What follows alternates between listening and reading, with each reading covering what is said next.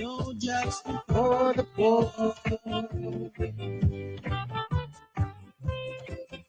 No justice for the poor. And when you see a lady down on the ground, help her, yeah. Go ahead, help her. She needs loving more than anyone else can ever need. Oh yeah. Her children are hungry, and she's hungry too. She has no money, so what should we do? No justice for the poor. And left her all alone. What's happened to this lady? Why she keeps holding on? No Justice for the poor. No justice for the poor.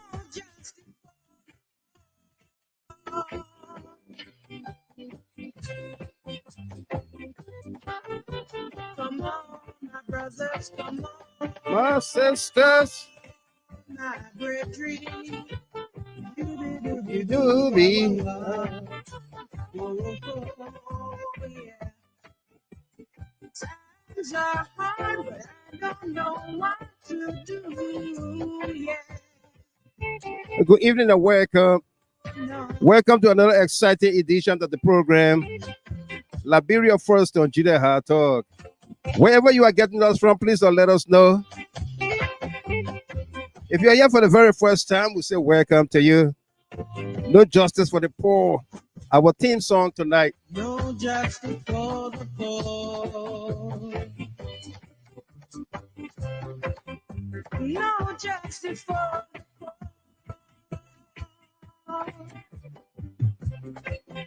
When you see a lady down on the ground, yeah.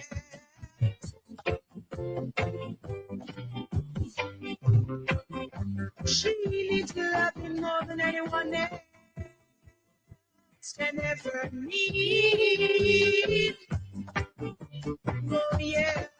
Oh yeah. No justice for the poor. And she's hungry. She has no money. So what should we do?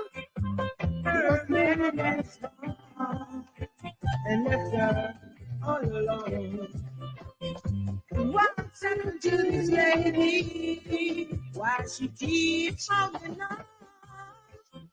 No justice for the poor.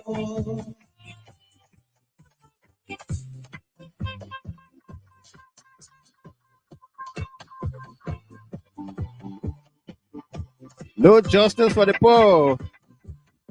No doubt, Henry Brisbane, we're taking your orders tonight.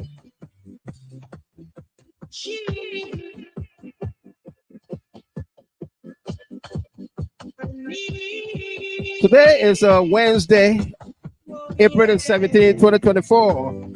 On the countdown is day number 70, 70, since Joseph Yuma Boyka declared his assets without publication on February the 8th, 2024. What is he hiding from the Liberian people? You harmonize Masarare, we harmonize the vote. They are harmonizing your employment also.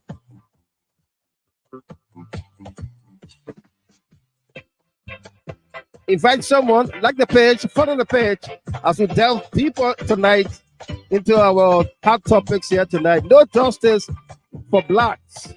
There's no justice for a black man, regardless where on earth he is.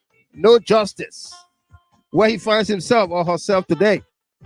Today, a white man, Lucas, is not guilty by a corrupt judge and justice system in Liberia.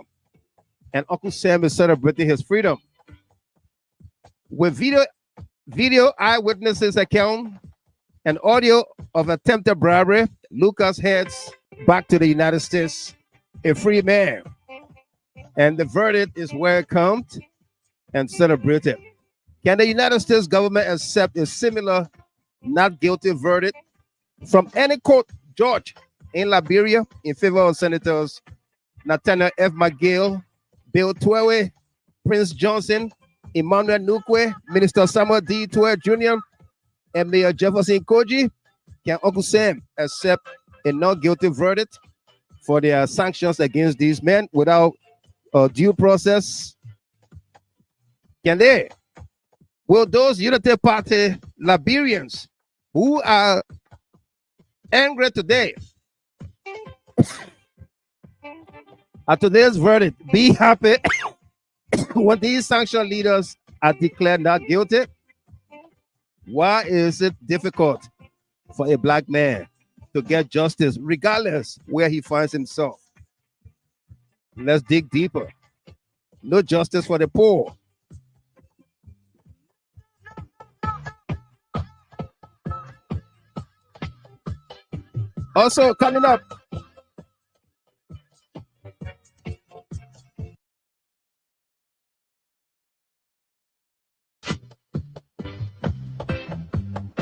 Also coming up, a verdict is a verdict. Former LACC Chairman James Verdier has proven not different from his brother, deadbeat dad, Jerome Verdier Sr. Like Jerome Verdier in the Shalom Musu murder case, James Verdier sought for and leaked President Weah's asset declaration forms. Why are these brothers the same as 5 and 6? Let's dig deeper. No justice for the poor.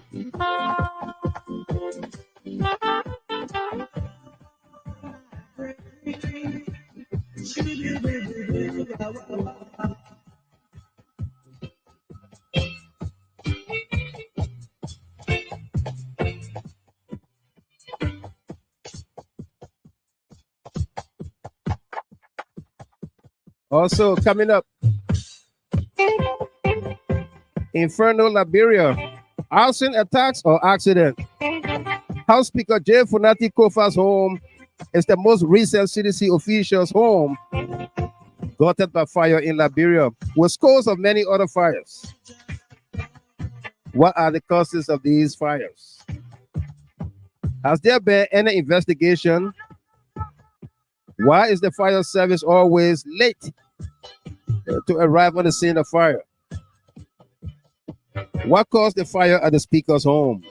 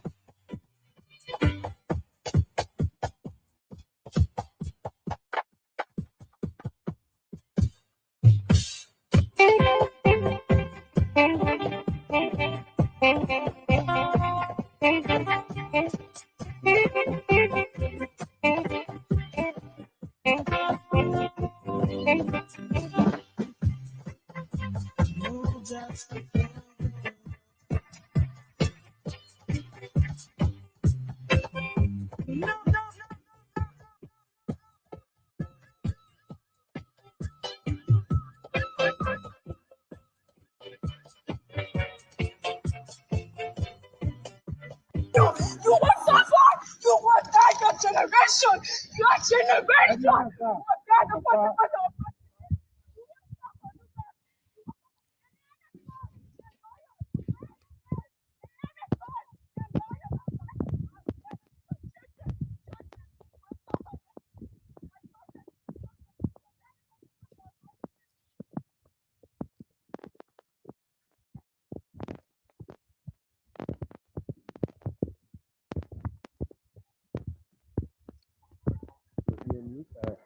CPG Liberia, we are here at the Chamber of Justice where the court, criminal court, just brought in a non-guilty verdict against American missionary Lucas Rich. So, as you may recall, we come back last year, Lucas Rich was alleged of 51 kill his Liberian wife, identified as Jessica Law. So this morning, criminal court Judge Chinny, Moses B. Chinny, for the defendant not guilty. So there's a promotion here. There is a promotion here. The Chamber of Justice here, family members, the others is coming. So this ruling from the judge of the criminal court.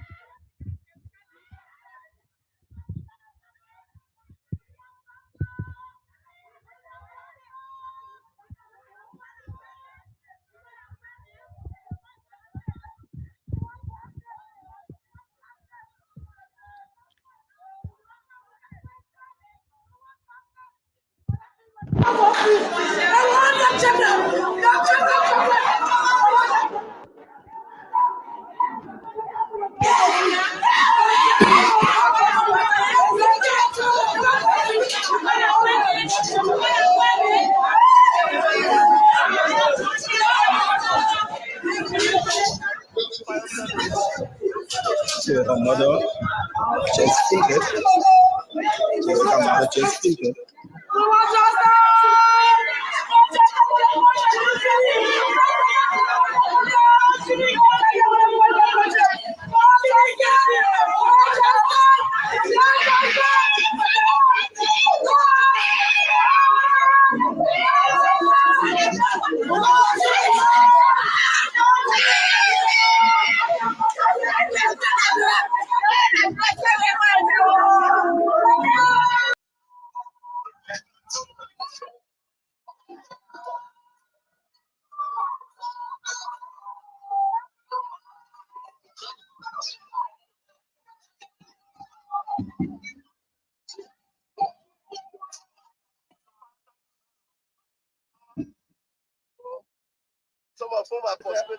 The fire, just leave it, let them focus on it. They remove it, the else for any business.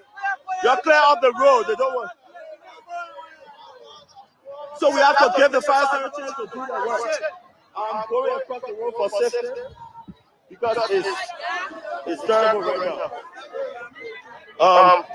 As you can see, this is somebody who's been helping the community people who shares money on the less fortunate.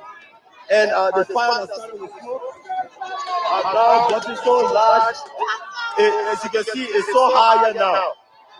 It started at first, and I started broadcasting when it was just a smoke, and now it's being burned down to flame. This is something that is very terrible, and I regret, because this could be our father, it could be my father. My parents is for comedy, but at this point, I had to use this to raise awareness for people to bring fire service. And I was like the first person and to start telling people to tag fire service when it was just at a smoke level. But now where it is, there have been a lot of loss. Very much. So you see the people have covered up they're not even allowing the fire truck to go. We are done. It's bad. Where I'm standing way on the road and I'm feeling the heat right now. Fire service has come, but this is so bad. Even if you're not for Mr. Political Party, everyone knows that he's somebody with kind heart from in this community. And he's always helping the less fortunate. But see, look, people don't want to even, they don't even want to clear around the fire service. We even need police here also too. The fire service don't have space, we need police also to come. We need police. How would they put the water when people there? There's more losses. And the whole Ontapa is gone. The whole Ontapa is gone. There's so many lot of people enter A, but I don't know why they at the front. It's fine. I was on a bike going somewhere, and I saw the smoke. We started to talk when it was at smoke level. It was at smoke level when I started to say people should walk out. This is very huge. And the generator is at the back. They haven't removed the generator yet. Don't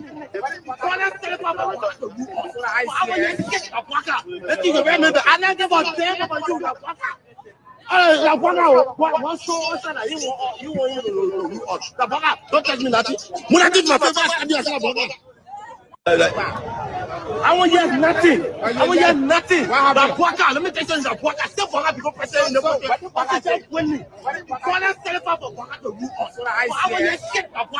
Let's think about it. I don't give a damn about you. Don't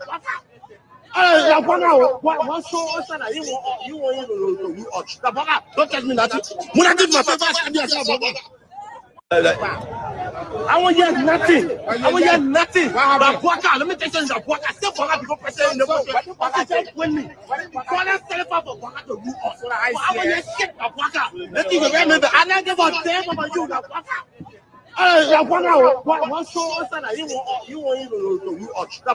touch me, Natty. When I did my favorite, I want hear nothing. I want hear nothing. Let me tell you something.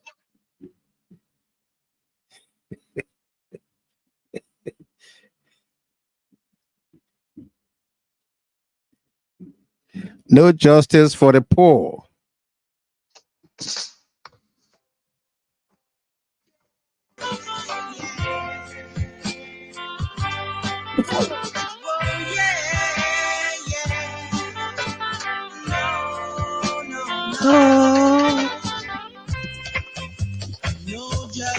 For the poor.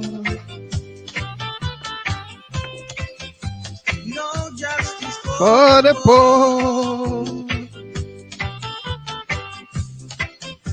When you see a Lady down on the floor. Yeah.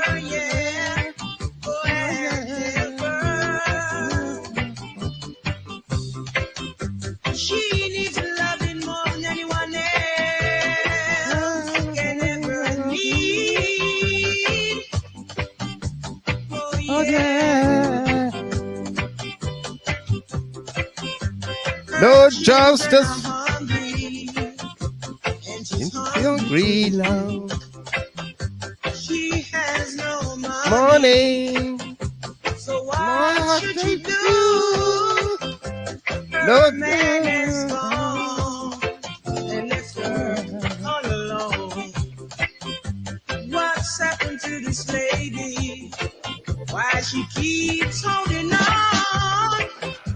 No justice for the poor. The civilized Bella boy. No justice For the poor.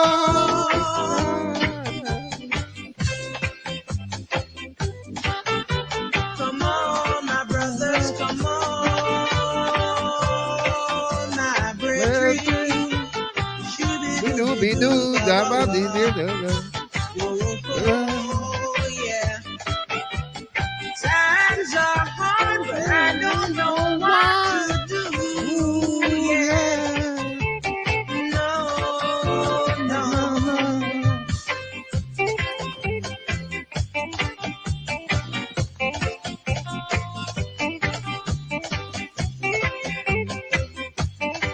Susie Lamada, Kuda Williams, Seven Last Bella Boy.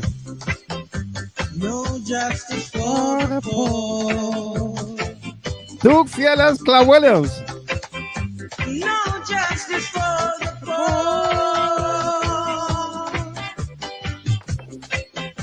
When you see a lady down on the ground, yeah.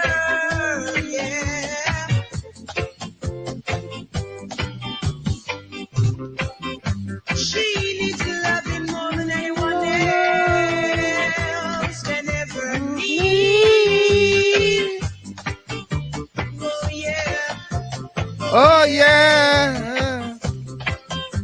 Her children are Hungry. and she's Hungry too.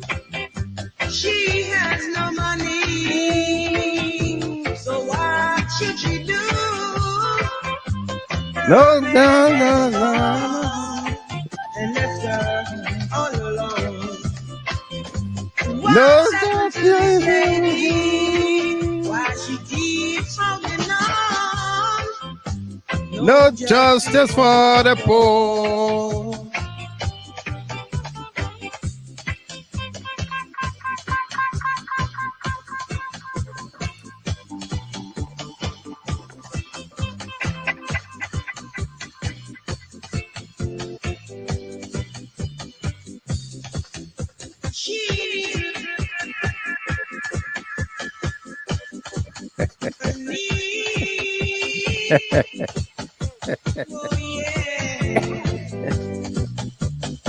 No justice for the poor. Absolutely not.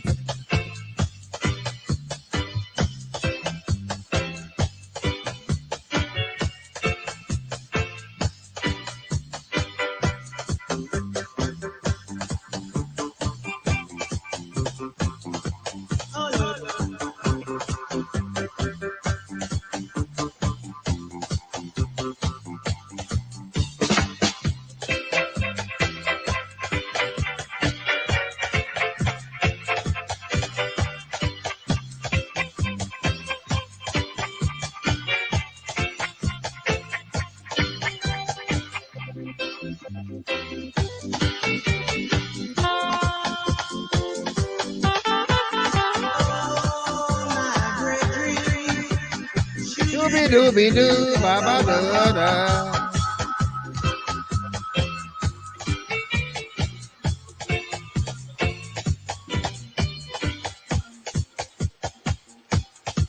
No doubt, Confident D. Everybody get that era.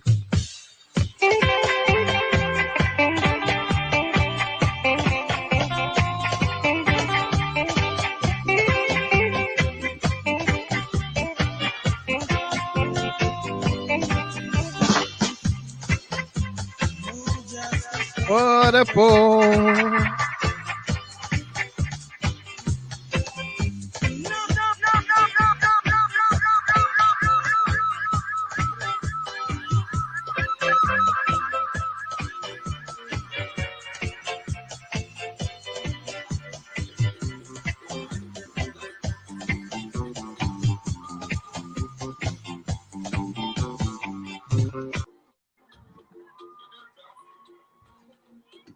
No justice for the poor,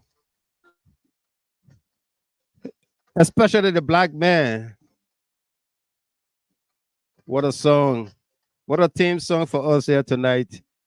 No justice for the poor, a song from yesteryears. Making sense here tonight. Oh, folks, good evening to all of you joining us here. It's great to be in your company once more. We are live and direct from Detroit, Michigan.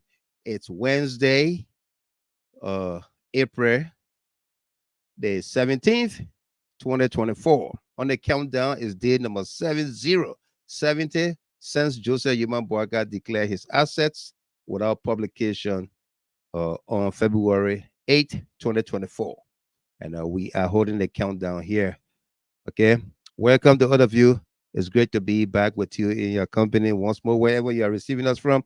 Those of you who are religiously on the radio, made it your place of entertainment and of course information, whatever. We say thank you for being there. We've been on the radio for I don't know since when we turn it off to come back on. The radio never goes off. All right. So you want to join us there when everything finishes here. When everything finishes here, the radio continues. All right. Now, Miss Wendy, good evening to you there. Welcome. How you doing?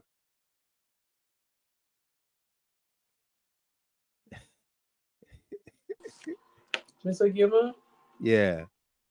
just since I saw that video with Jessica crying, it just broke me down. It broke you down. It's pathetic. It's sad. It's shameful. Very sad. Very sad. It's embarrassing. It's annoying. It hurts so bad. It hurts so bad. Yeah. Very annoying. Very embarrassing. Yes. And of course, it's disheartening. Yeah.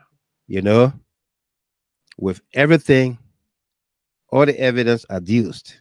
Yeah. Yeah. Eyewitnesses account and what have you. I mean, no justice. That stuff went viral. The whole world saw it. You saw it. You know? How can they be not guilty? The dollar speaks. Bullshit walks. Eh? You know. Today what? Today Wednesday. Yeah. I believe SM Brussels has a flight out of Liberia tonight. Or they already left. So there's no appeal to that other case. Left. There's no appeal to that case. That dude left the country. I can guarantee if SM Brussels left Liberia tonight, Lucas is not in Liberia tonight. Probably left on the VIP through the VIP lounge. Yeah, he probably went through. He was given the VIP treatment. Mm-hmm. But you see the lawyer. See, if he's gonna put a face on the one tonight. Eh? I said, if you put a face on the one tonight. Don't mind, AB also more than face. Don't mind. No. Yeah. How you doing? Great, brother Conan. How you doing? Pretty much, I'm good. Great to be here, and good evening to my sister and all of our followers. Right. You know, my brother, it's a sad day for Liberia. Yeah. That girl, Jessica, she is going to be traumatized for the rest of her life. For the rest of her life. At least today, if only she was given a fair trial, at least that would have remedied her situation a bit. Mm-hmm. Mm-hmm. But you know, this just reminds me of the case that generated this guy in Florida. At the time of this little boy when he got killed there a few years ago. What his name? Trevor Martin, right? Trevor Martin. Yeah, Trevor Martin. Yes. The one that the old man chased? No, the one that the guy, what the guy named? The guy that killed the boy in Florida, Trevor Martin. Today, that little boy is dead. Thank God Jessica is still alive. But that boy died, and the parents are still living without womb. Only to understand that the killer of their son is still on the surface of the earth. So it's the case with Jessica today. Yeah. That's Zimmerman. The guy named Zimmerman. Yes. Zimmerman. I think Mark Zimmerman. Mark Zimmerman. Yeah. Yes. Yeah. So it's a similar situation today that you know. I mean the prosecution adduced evidence in court. Yeah.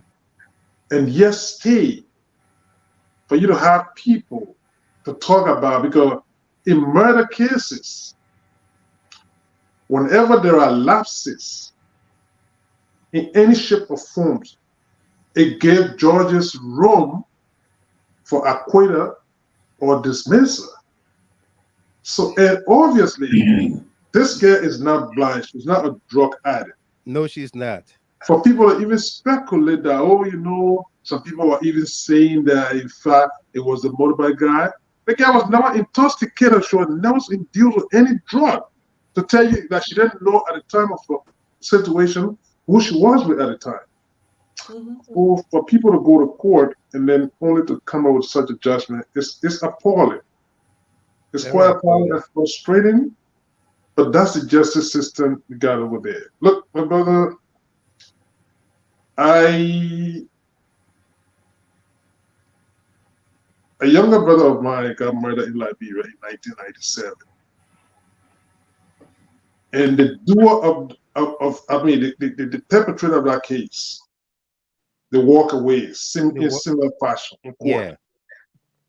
I'm telling you, we won a court in criminal proceedings at the time. If anybody on my voice they know, at the time it was presided over by Judge Timothy Swope.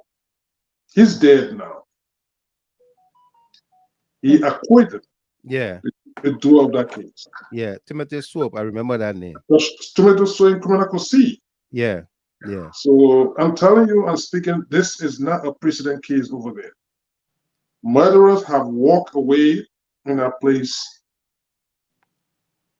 untouched and harmed, and then you, the victim or family of the victim, live with that scar for the duration of your life.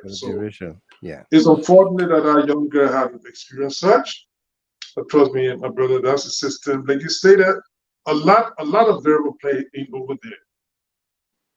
In terms of people will come, the judges, they will assure their client that, hey, look, all of technicality, you can walk away.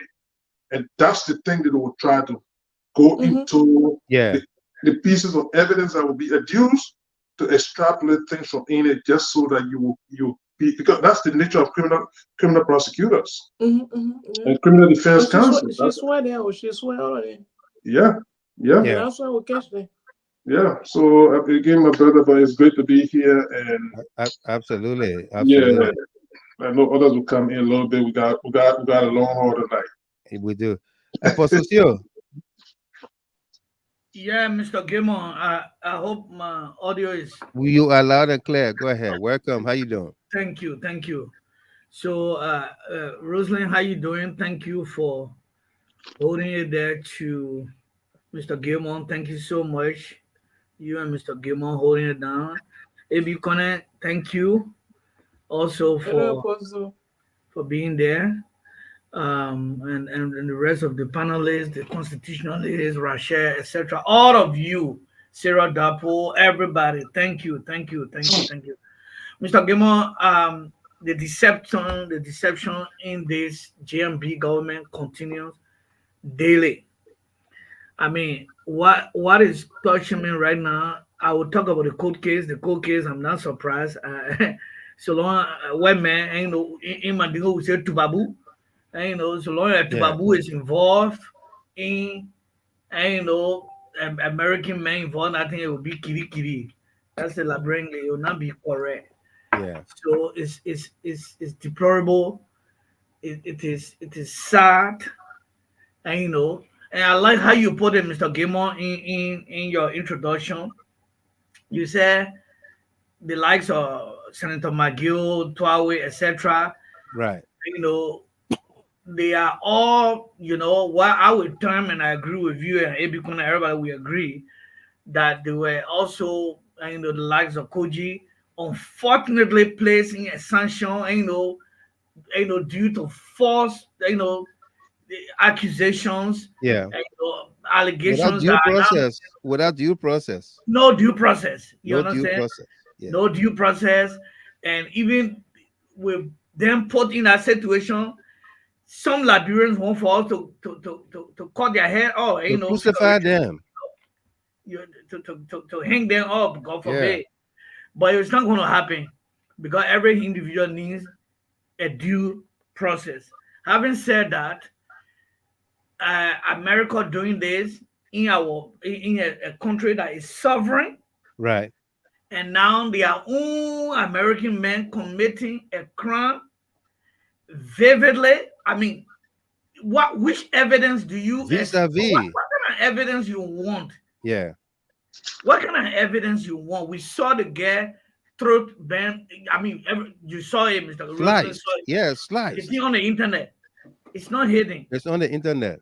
I mean, so the evidence is vivid. It's clear. You can see it. In Liberian English, we say kolo kolo, and then you go through some papati judgment, and then you say the man, the evidence is not enough, and then saying that the man is not guilty. I expected that from Joseph Boakai government, of course, because he's corrupt and he's not a good leader. Liberians have made a great mistake. The same people that were talking, oh, President, we have private jet. They are all around here riding private jet. Jeremiah Kuhn riding private jet. Joseph Boakai said when he went to Ivory Coast, he was in a private jet. And every day they are in private jet. And because they are cowards and hypocrites, nobody wants to talk about that. As I'm talking to you right now, they have a bunch of individuals in America there, about 100, and who are attending so-called spring meeting, and the budget for that spring meeting is almost $450,000 US. And then they will come from there, the likes of Amin Boda and the rest, they will, Joker and the Sylvester Grisby and whatever, they will come back, and then they will say, oh, the Liberian people are suffering. Yeah. The Liberian people are suffering, and 100 of you, a meeting that's supposed to take maybe 15 to 20 people, you put a bunch of 100 people in that meeting from Liberia to attend that meeting, and you use the Liberian people taxpayer money to pay for hotels, pay for visa, pay for this, and my water in somewhere that is suffering, no food to eat, the gas price is up. Where are we going with this country, Mr. Gilmore? It's deplorable. It is. And we will not sit down and keep quiet. Liberians, we are in a condition where we will say SOS.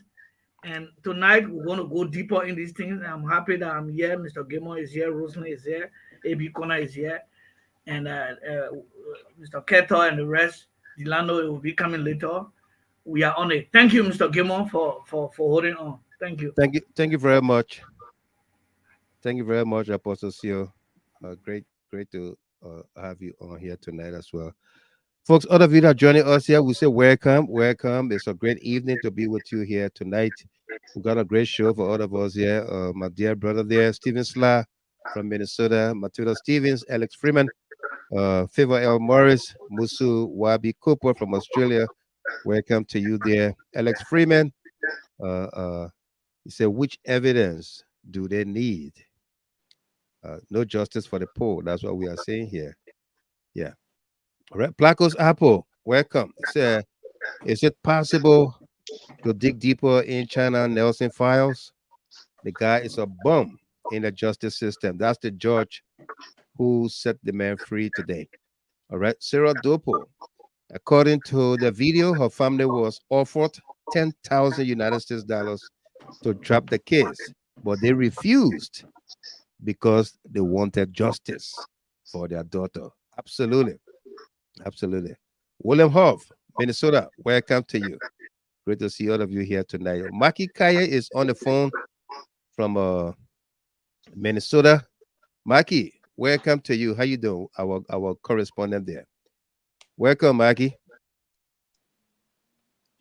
Yeah, I was constrained to call tonight because Jessica's mom, I know her very well. We all grew up in the same community in Slipway. Right. I know the entire family. So it's like, even when the something happened, the mom called me and told me everything. And so I was just shocked today when it happened, for what happened. Because game on that whole Sunday when the thing happened to Bananville, that Rapport area there, the man actually wanted to murder that little girl. Uh-huh. He attempted murdering the girl. Just by the grace of God, she was saved by the Muzubaka. And they called me at the time, George Weah called me. They took the little girl out to the military hospital, the short friend there, 14 military hospital. Yeah. They were to such treatment. And they told, decided mom, no other family member were allowed to go there. beside the nurses and the visitor. Right. Because they were trying to keep her away from the public. That's how the government were protecting her. They took her down there. Only the military folks were allowed in the mom. Yeah. Because they know when there's nobody could to tamper with the case. So I had serious the government was taking the case, but at the end of the day, Go ahead, Mikey. After the government left, the old government and turned over power, the case continued. Even new government yes and mess with that case. They offered the woman $30,000, not $10,000, $30,000. That's what they offered the family to drop the case. And the mom said no. They called the mom Amma. Cynthia that was Yanni Amma. I know her very well. She refused the money. She told me she refused the money at the time. The women right group didn't want to be on that case, but every one of them seemed that when the government changed hands, things get changed for the worse. Yeah. Everybody accepted the money, and the U.S. embassy was seriously involved into that case. They were serious. The American government had a serious part to play in that judgment today. I can tell you, because that's a citizen, and they wanted him home free. Yeah, they wanted him home. They wanted him to be free. So they did everything they could to sabotage justice today. But I pray that everything will be okay with the family, because I'll call them tomorrow, because it's like it was just crazy today. The entire family. Please make them to get in contact with me. I tried to reach out to them today, but I couldn't. I don't have the contact. I'll call the mom tomorrow, because it's crazy. The whole family now, the whole community, everybody just devastated. Yeah. And mom, the sister, everybody. That whole group saw down there today complaining, crying. I know all of them, the lady in the red dress. Yeah. Every one of them, they are my neighbor from Moravia and Slipway there. Yeah. So I know every one of them very well. But it was just crazy. And Lega just graduated from high school 2 years ago. She graduated from Katira. Yeah.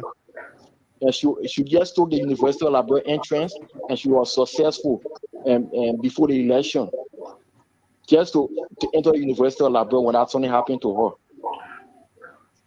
Wow. Yes, Paul, our little girl feature. I don't know how she will make it, but we can pray to God that God will save her. Absolutely. And will give her all the strength that she will continue her study. Absolutely. We all pray that God gave her the strength. But Mikey, I want to ask you to please see if they can get in contact with me tomorrow. I will do that. I will text the mom tonight and see what she can do that. Right. I gave them a number and let them know I'm on WhatsApp. They can reach out to me on WhatsApp. I need to talk to them. All right? All right. Thank you very much. Maki Kaye is our national correspondent talking to us there from Minnesota on the phone. Well, folks, again, welcome to all of you. We got a great show for all of us here tonight as we delve deeper into our lead story here tonight. No justice for blacks. Somebody line. No justice for blacks.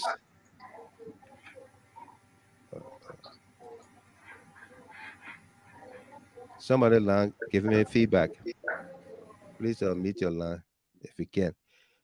There's no justice for a black man, regardless where on earth he finds himself. No justice for black men, regardless where he finds himself. Today, white man Lucas is not guilty by a competent court or a corrupt judge and justice system in Liberia. And Uncle Sam is celebrating his freedom with video evidence, eyewitnesses account, and audio of attempted bribery. Lucas heads back to the United States a free man, and the verdict is welcome and celebrated. Can the United States government accept a similar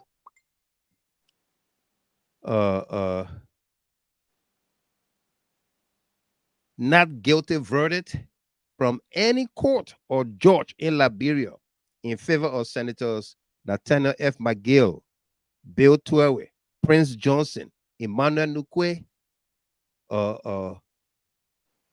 Minister Samuel D Tweah Jr., and Mayor Jefferson Koijee for the sanctions against them? without any due process, when they seek due process and declare not guilty by a court in Liberia, will the United States government welcome it and celebrate it? I said, yes, due process or justice is served. And is that possible? Will those Unity Party Liberians who are angry at today's verdict be happy when these sanctioned leaders are declared not guilty? Those other Liberians in the Unity Party, some who are not happy with this verdict today, will they be happy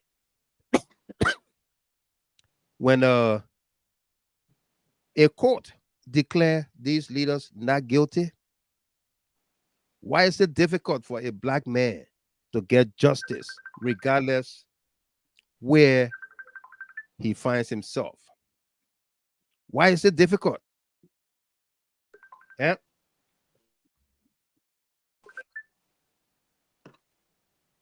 Anyway. Yeah, go ahead, Ab. Go ahead. My brother, the situation here you talk about, the deception is just mind-boggling. It is mind-boggling. You understand? It's very, very mind-boggling. Because if you're going to have a system that is going to be heavily accepted and supported by a power only when the system works for them. For them, in their favor. Is troubling. Take for instance, currently you and I, we are in the United States here. And you have a presidential candidate that is heavily indicted. Heavily indicted. 91 counts. 91 count as we speak. Yeah. There is a jury selection going on currently. Yeah. To have him prosecuted. And yes, he has not been stopped from contesting for the presidency. I'm not talking about the presidency of the United States. The presidency of the greatest nation, the greatest country on earth. World, on earth. He has not been stopped. He has not been stopped. They allow the system to work in that direction. To work. But for you, people who were not given due process, you will continue, Ab. Yeah. People who are not given due process, they try to stop them from running to be senators. Yes. To be representatives. To be leaders in their country. And those are people, they are not even indicted. No. But you have an indictee that is currently, there's a jury selection that is going on. I'm not judging whether he's right or wrong. Right. But the parity here we're trying to make here is that the fact that you're going to have a system that is okay for one person, but is not okay for the other people. And sorry, I don't know what. Go ahead. And you have even Liberians, they are stay in the position talking about your elected criminals, and they still refer to the likes of Senator McGill, Nuquay, and all of those people. Yeah. They pass judgment on them, but some of the very Liberians are here today. Not only they are in the United States and seeing what's happening here, but in fact, some are even supporting this candidate, who is already indicted. You understand? So that's the kind of hypocrisy situation that is troubling. Hypocrisy. Right? Yeah. It's very, very troubling, my brother. And sometimes when you want to delve into this thing, sometimes people see it from a different perspective. Even today, as I speak to you, I was listening to another program where you had the likes of the former LACC chairperson, James Verdier. James Verdier, yeah, talking about he's disappointed in Liberians because his disappointment is the fact that while Liberia will see people that have been indicted, I mean people that have been sanctioned and they voted for them, and he called those people names. Is that why he sought for and leaked the president's asset declaration forms? Well, he denied that. And I was in Rome from work and so forth. Definitely, yeah. I really wanted to speak to that issue. I mean, he was upright. He stated that those people they have not been arraigned in court. They have not been indicted, but it's just a sanction placed on them. They have not. But then you question the Liberian to the point that you say you are disappointed in Liberians. But in the United States, yeah. You have an upcoming election that anyway you could sway that today you could have this indictee as the president here. As the president. Are you going to move from here and go to Liberia by because you have? Yeah. Will you say you disappointed in the American people? Yeah. So I mean, but again, one thing is stated. He said, if you're going to be in the system, he would have preferred you're going to vote for Unity Party. He stated that. So obviously, his opinion, his position, is completely compromised or politicized. So I'm not going to take anything from it. The only thing is that when those things are spoken about, you got to call the person out on it. You really got to call them out on it. Because he's talking about the next thing he stated. In fact, the Liberians should. How to call it, lower their expectations. But there's a group of people that never lower their expectation immediately just elected president. Absolutely not. They never lower their expectation, my brother. But today they are giving all of the excuses in the book because they feel entitled and the elite mentality that indeed we belong and others are not. So definitely, even if we get an ugly situation, we will accept it because why? It's an entitlement mentality that we belong. You understand? So those are the kind of things that we face. But again, it's good to call these people over, brother. You know, so I just wanted to highlight that portion of it, man. Absolutely. Thank you. Yeah. Thank you. All right. Cyril Dopo, but he wasn't disappointed when we voted Ellen for 12 years after she commanded people to bring our mansion down. He wasn't disappointed when his brother, the deadbeat dad, Jerome Verdier, excluded Ellen from the Ellen from the sanction report. The TRC report. The TRC report, yeah. They sanctioned about 49 persons not to hold position for 30 years. Yeah, for public office. Ellen's name was on there. Yeah, he removed her name for $300,000 plus US dollars, bribe that he took. He, Jerome Verdier, that money finished now. Looking for some more. All right. The brother James was not, worried about that. He didn't feel bad about it. That his brother took money to remove Ellen Johnson's name from the TRC.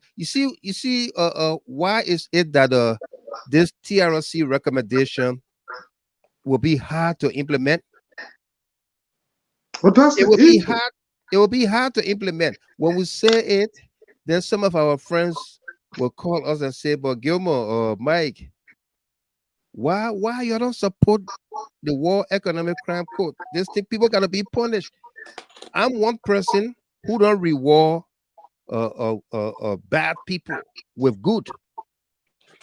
Had it been so, I would have been a supporter of where his name, the ARP guy, where his name, Bernard Ure.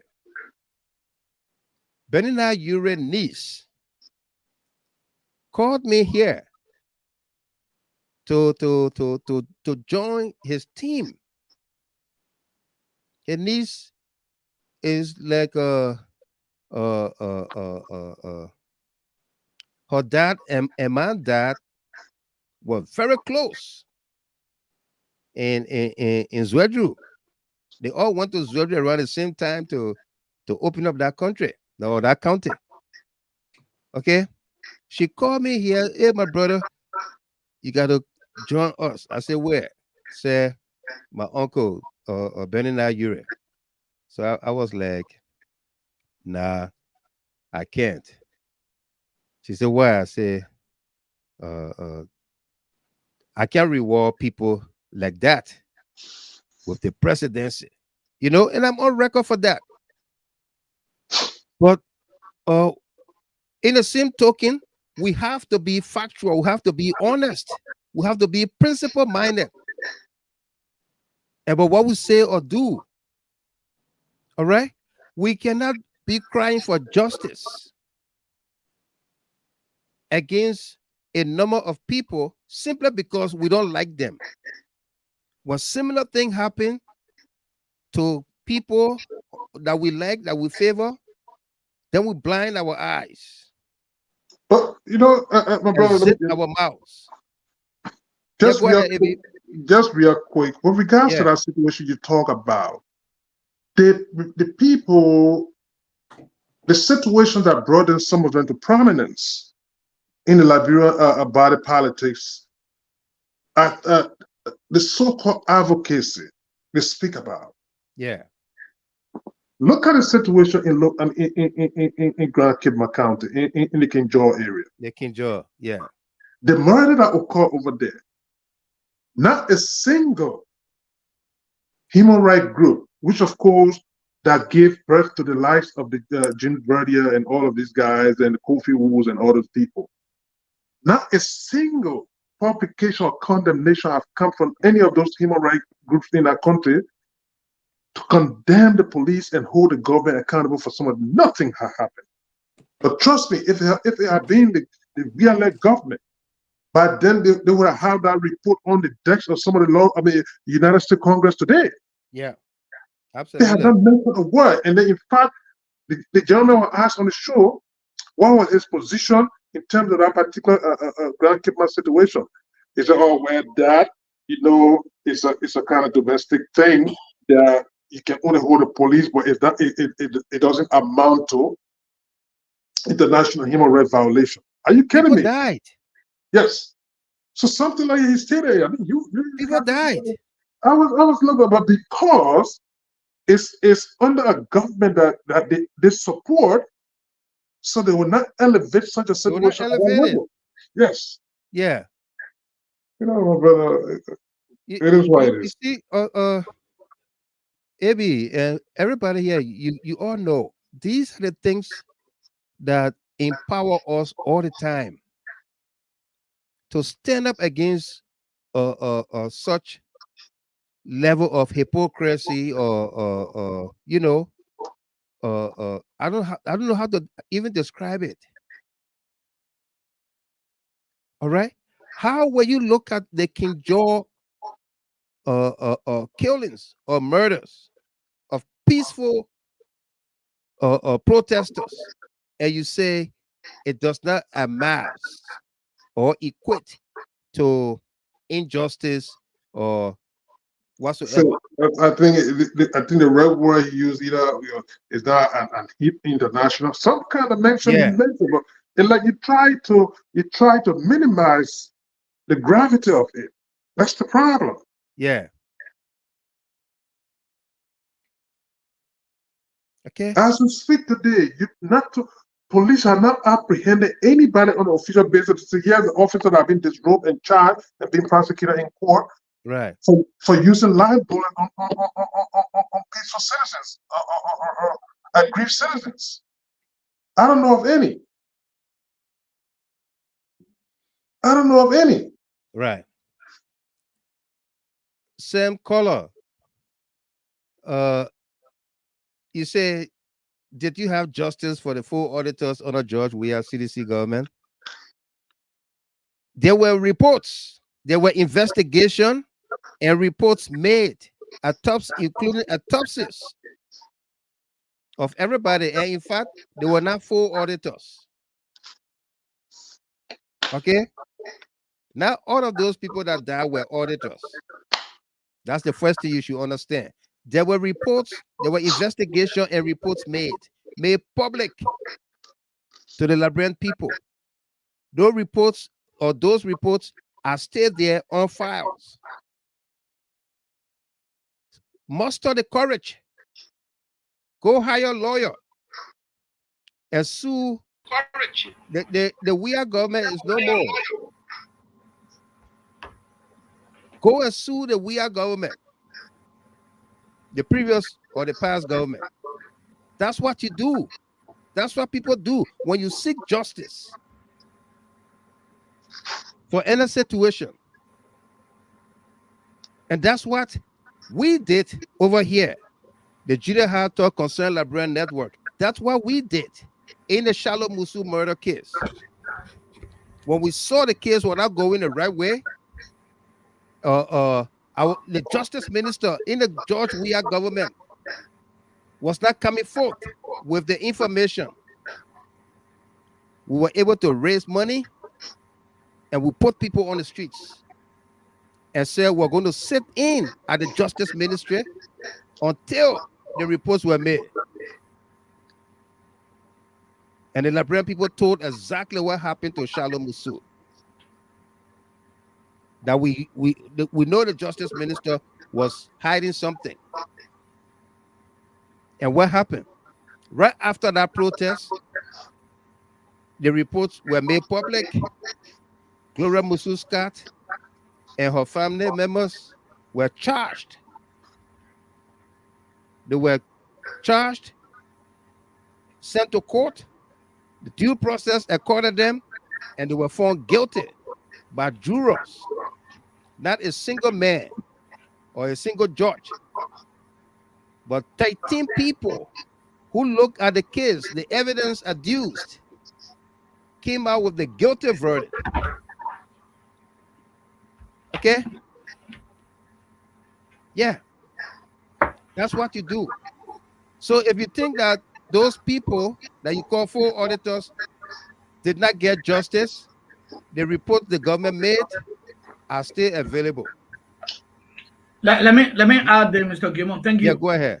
Thank you. And by the way, I'm hearing echo. I don't know if it's coming from where. I don't know. Somebody's phone is open. Yes. Thank you. Go ahead. So by the way, it's not sorry, my computer went off, so that's why you guys didn't see me. But I just thank God I'm back. There is no, it's a propaganda. There was no full auditors, so these are lies. No full auditors. And by the way, your so-called managing director for LBS right now was the one, together with Musa Dean, who made a press conference concerning the report, the report from the autopsy of those people who died. And when they gave the report, they saw that they showed to us what killed those people. So don't say that there was nothing given to the Liberian people about the death of the missing boys or the auditors and what have you. Right. The so-called Eugene Fagon, everybody was on the scene with Musa. He was there. Yeah, so he was there. Okay. But if there's anybody who really want the war crime code to come among those persons, it's Mr. Y. Michael Gilmore. Right. Y. Michael Gilmore was one of those persons who wrote the Tom Lantos Commission. The Tom Lantos Human Rights Committee, yeah. Yes. Yeah. With video evidence. With video evidence. You understand? Yeah. But what happened to his family? We and all then the lost. same Verdia. Yeah. The deadbeat Verdia. You know, he got connection with that group, the Tom Lantos Human Rights Committee. They're now chairman. Yeah. And I did not even get a response. The first time you write an American lawmaker or congressman, and you don't get a feedback, you don't get a response. Yes. You don't get a response because the likes of Yasini Martin Peye, the likes of Jerome Verdier, and what have you, were all part of those, something committee, where Yasini was talking on the video and she was stuttering and reading like somebody was reading ABC. You remember that, Mr. Gilmore? Absolutely. Yeah. So for somebody to say Why are you guys not pressing forward for the war crime code to come? Of course, GST, we are pressing forward. But I want to join Mr. Jerome Gay, man, because the last time I saw that show where he and Chief Tamasa were going back and forth, and that was very healthy. It was very healthy, you know. I love that. But I want to join Jerome Gamer to say, listen, when you have the real proper, the real, initiator of this war, the likes of Helen Johnson Sirleaf, the likes of, you know them, Sirleaf and our group, even coming down to Alexander Cummings and what have you, all of them, the real initiators. And you are not going after them, but you want to go after Prince Johnson, you want to go after Thomas Hare Nimland, you want to go after George Bully, and you think, oh, we want to bring war crime code because you think you have ulterior motive to go after, people that, when you ask Prince Johnson, he will say, look, I only fought this war for, 9 months. He will tell you that. You understand? So the real person who's supposed to be, that we're supposed to go after is Helen Johnson Sirleaf. I can say it now 100 times. She is the initiator. She is the one who brought this war together with other people in our country to kill 250,000 people. But according to raw evidence that GHT has received, and that can be proven by even the TRC committee, we have Councillor Pierre Brown-Bou coming on the panel to prove to us that the TRC committee was divided. We even have the other woman, the other lady, Master Washington. Thank you, Amery. Master Washington coming on the channel on GHT to even talk about the same thing that was confirmed that 300,000 were given to Jerome Verdier to take the name out of Helen Johnson Sirleaf out of the list. You want to have war crime code? The first person you should prosecute must be Helen Johnson Sirleaf. And besides that, give the 500 million or the money that's supposed to be given for retribution to people who are victims in this civil war. If you don't do it, you're wasting your time with war crime code. And that doesn't mean that we don't want war crime code to come, but let justice be done. Let justice be done. That's what we're talking about. Thank you, Mr. Gilmore. No doubt. Yeah. Thank you. Thank you very much. Yeah. Apostle CEO and others here. Eddie Mayata Song Balema. Our judges in Liberia need to stand by the law and not be afraid that the American government will put them on sanction. Thank you. That's what is it. Monique Walker, that Victoria's Secret.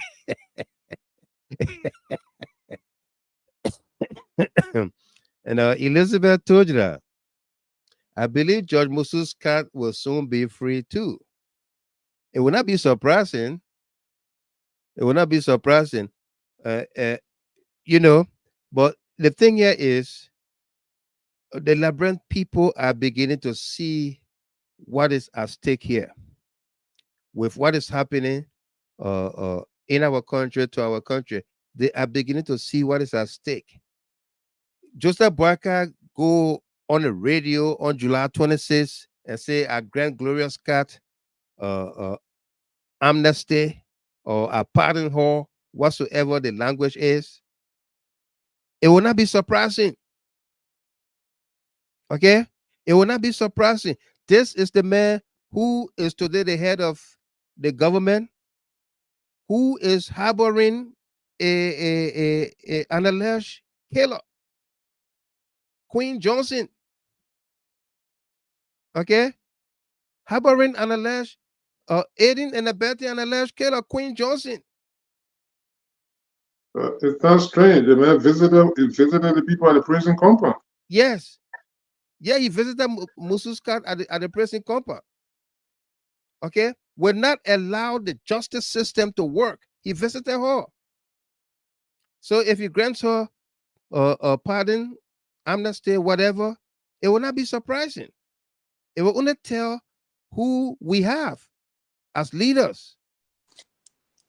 But is that in our laws for murder case? For murder? I mean, the powers of African president supersedes everything. That's why they can make an appointment and say these other appointments supersedes The other equipment. Oh, yeah. We're in Yeah. trouble in the other country now. Okay. Yeah. That's why they do that. Hmm. And talking about this, no justice for poor, for the black man. It brings me to a video that circulated today on social media. I tried to save it, but then I don't know where I put it. I couldn't find it. But this is a video of a white man explaining a story of a young black man from Louisiana who was 15 at the time. He and his friends were in some kind of thing, and the police came in, and the police I think shot his friend and also shot somebody else. But then the young black man who never had a gun, who did not commit the crime, became the victim. Became the victim. And they gave him 65 years in jail. 65 years. Okay? The same judge sentenced a white guy who was found guilty of committing a crime, a murder. He killed somebody with gun. This young black teen never had a gun, did not commit any crime. The police shot and killed his friend and blame it on him. This other guy killed somebody else. They went in the same courthouse, the same courtroom, and this judge gave the white guy 3 years. 3 years imprisonment, and gave the black boy 65 years. 65 years. The people fought the case. They fought the case, and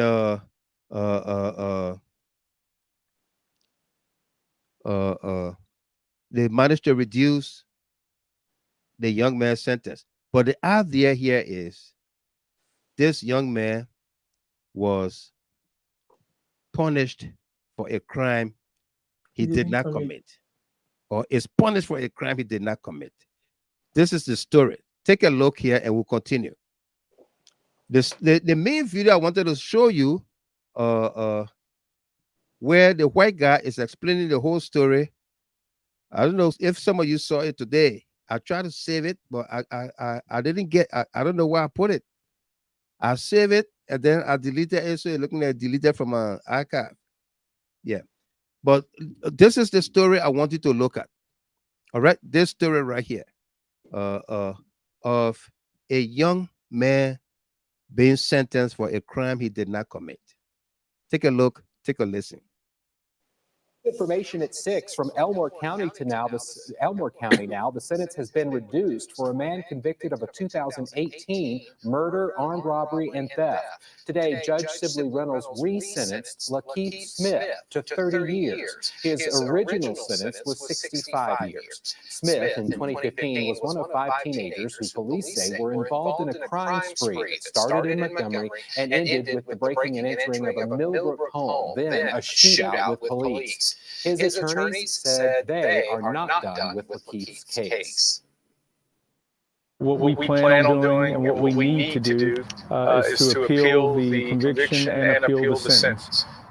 We think they were both done in injustice. And so that's our next step. There's been a grave miscarriage of justice as far as Lakeith is concerned. He should be home right now.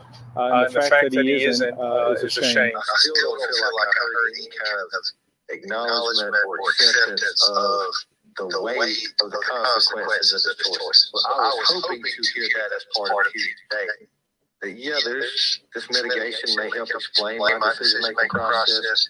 But at the end of the day, I'm ready to man up and say that, you know, I pushed that rock off the cliff, and where it ended up rolling, it caused my friend dead. Smith was tried under Alabama's accomplice liability law for the death of Adante Washington, who charged a Millbrook police officer with a gun and was subsequently shot and killed. Because Washington was killed during the commission of a felony, all the suspects involved were charged with his death. Convicted of a 2018. Okay. You got it right. Mm-hmm. The young man was with his friends, and according to the story you just heard, they were involved with armed robbery, this, that, blah, blah, blah. But he did not kill anybody. The police shot and killed one of his friends.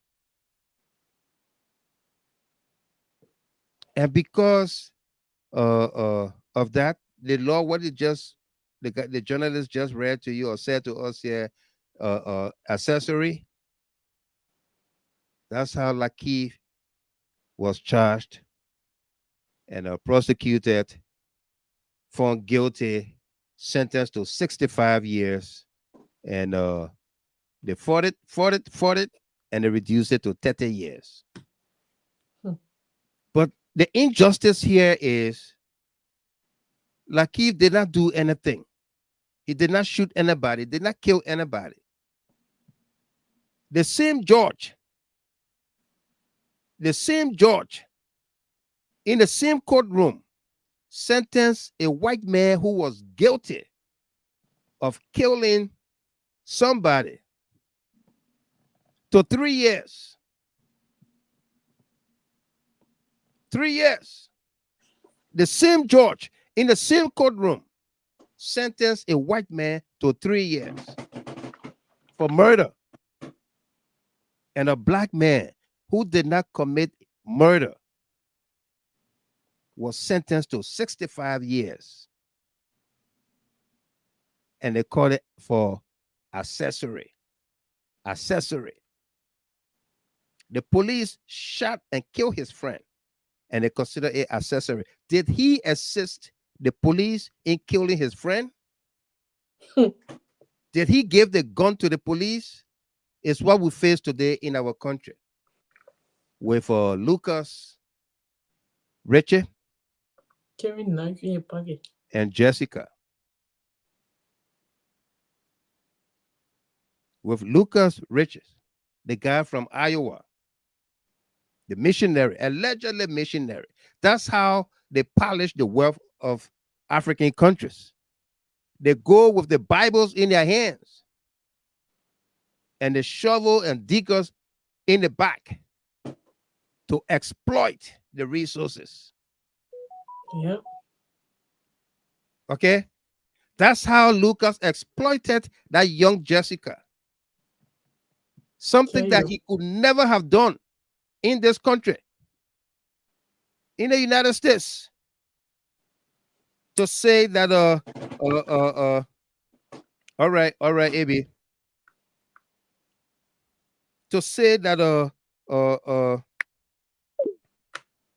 he is going to marry, or he took a second wife.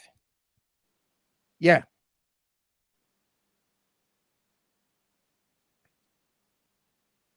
To say he took a second wife named Jessica when he got a work woman.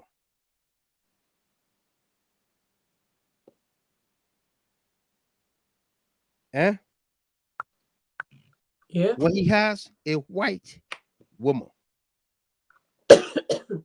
he took the young lady as his second wife in Liberia, exploiting already.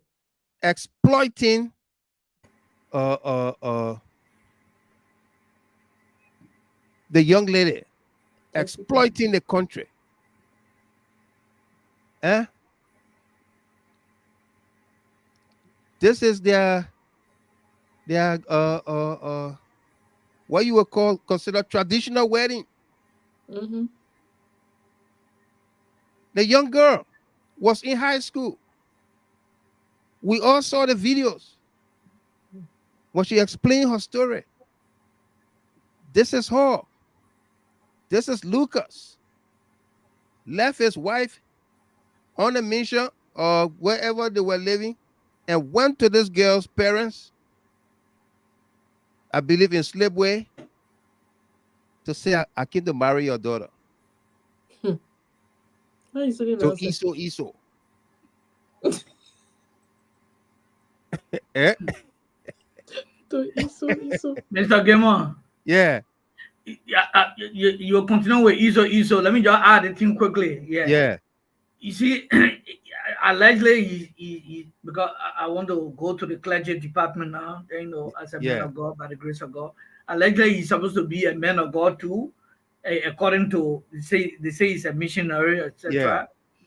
And he came to Liberia to do mission work. So he came as a pastor. Not knowing that he knows fully well that he has a wife in America there, right? Then he took the woman to Liberia. Yes. The woman was in Liberia when he did all of this. Okay. Thank you. Thank you, Mr. Gibbon. And then now getting Jessica a second wife, and he knows fully well, according to the Bible that we all receive, you know, how many years ago, 100 years ago, when the missionary came, and they all, because we were serving God when they came. That's another TC that we want to talk about, another theology. And, you know, they even though they came as missionary, but the African, we know Jesus before they came. It's just that maybe we're not calling him Jesus at all, but we know he is. But I don't want to waste your time with all those theologies. But let's come back to this missionary having a wife and then going now into polygamy to get another wife. Big hypocrite. You know, telling you. A coward. And they are there preaching the so-called white people values, and you know, and they inculcate that in the Bible. You know, right. I'm a very happy married man.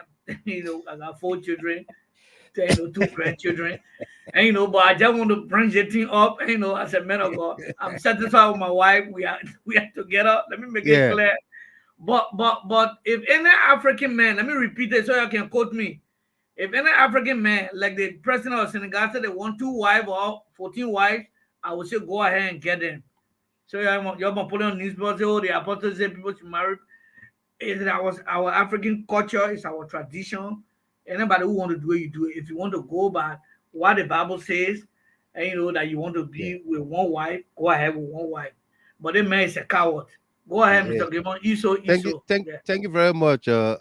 He did it because he wanted to Iso. And Wolokali, Joseph Wolokali, he said Iso, he laughed. Let me answer my brother Moses Thomas here. He said it was because of money. Jessica family did that because of the suffering in Liberia. Moses Thomas, Mr. Thomas. This is the same Jessica family who have an audio with Lucas, team of lawyers and supporters going to them to talk to them. You just heard our correspondent, Maki, corrected that he said not 10,000, but 30,000. They offered the family $30,000 to trash the case. 30,000. And they said, no, we want justice. They said no. So how could it be it's because of money that they allowed their daughter to marry this man, this wicked man? Wicked. He's not a missionary. He's not a missionary. He's wicked, evil. He wants to exploit our country and a young lady. Okay? That's what happened. He exploited her. Okay? This is Jessica. Look at what he did to her. This was on the day of the incident. Look at her hair. Look at her demeanor. Look at this picture. So where is the lack of evidence when you look at this picture? When you look at this picture, take a closer look. Her hair nicely done. I think that's her natural hair on her hair. Wumi, Rosalie, that's her natural hair there, right? Extensions. You think that extension? Now pressing iron, get a hair like that, that real hair, that natural hair.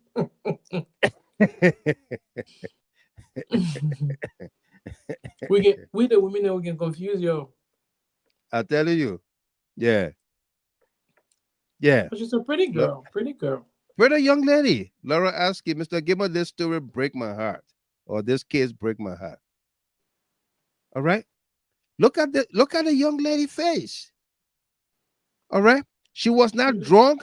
She was not under any influence to say, I don't know who my attacker was. After all, this man was her husband, as per the traditional marriage here. Yep. Okay. The man wore the proper suit to go take the girl's hand. The parents were happy.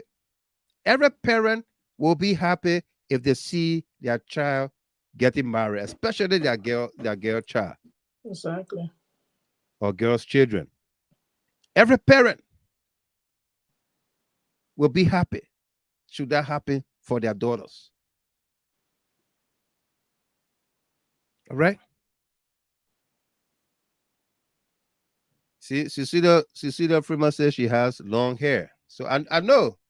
I got daughters. I got plenty. Said that's a natural hair. Thank you, Cici. Thank you very much. Sarah Dopo. It was not because of money. I believe her parents just wanted her to be settled and married, as any parent will want for their child. It's unfortunate that the dude was just wicked. All right?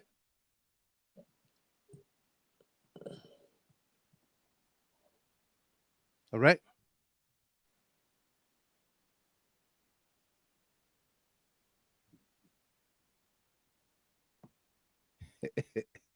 Dan Ogamba.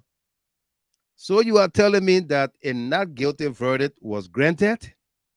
This proves that Liberia is free zone for any crimes and atrocity, including murder and attempted murder. The police, the judge, the entire judicial system have failed. Absolutely.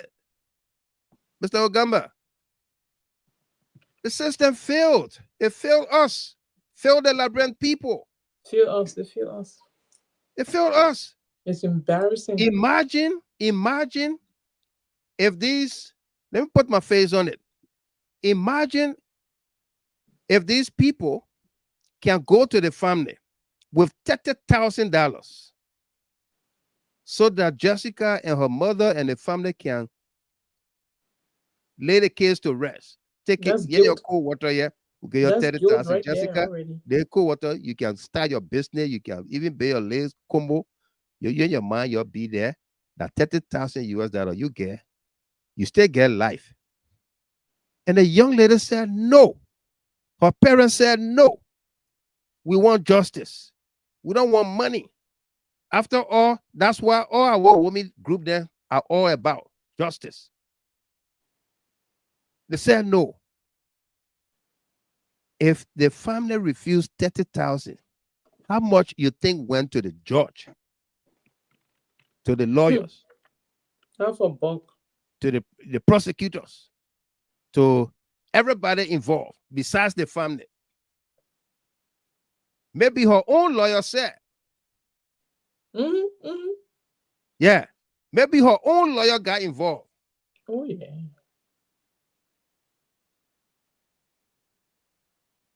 Okay, maybe her own lawyer, the child stood out a rebel, big term. Her lawyer was Konapo too. Konapo. Eh? Eh? All of them were Konapos.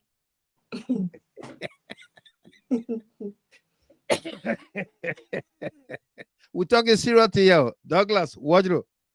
We're talking serious thing. Seriously, man. Yeah. Yeah, Douglas Wardrobe said that hush money, if you know what I mean, hush money. And that what Donald Trump is being prosecuted for. They give you money so that you don't talk. Rodney, welcome. Hush money. Yeah. Yeah, Monique, welcome.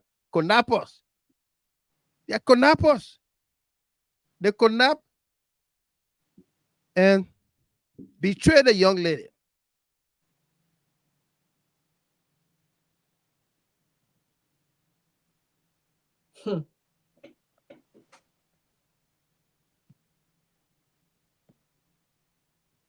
Okay. That young girl cried today. So the went deep question, down to my soul, the man. action of the court That is today, sick. the judge, the celebration. Life is not fair, Miata. Miata at it. Life is not fair. Absolutely. Life is not fair. Miata done. If house doesn't sell you, streets will not buy you. Liberia is doomed. Yeah. And Sarah Dopo. Yep. Real hush money, like Stormy Daniels' case with Trump. Absolutely.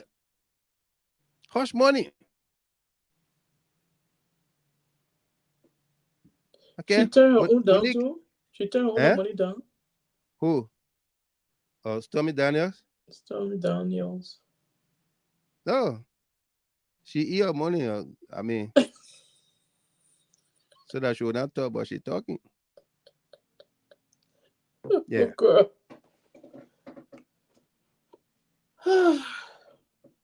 You see? Cecilia J. Freeman said her lawyer is Councillor Gonglo, Tiawan Gonglo. He refused to show up at the court in the name of he had class to teach today. Oh. That the broom man. Case sold. Okay? You see what I said? I did not know Tiawan Gonglo that was her lawyer.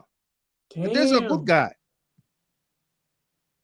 This is a good guy. The man spent money for the past election. You got to get money back. Just like that. God. Without thinking. Without thinking, you would know.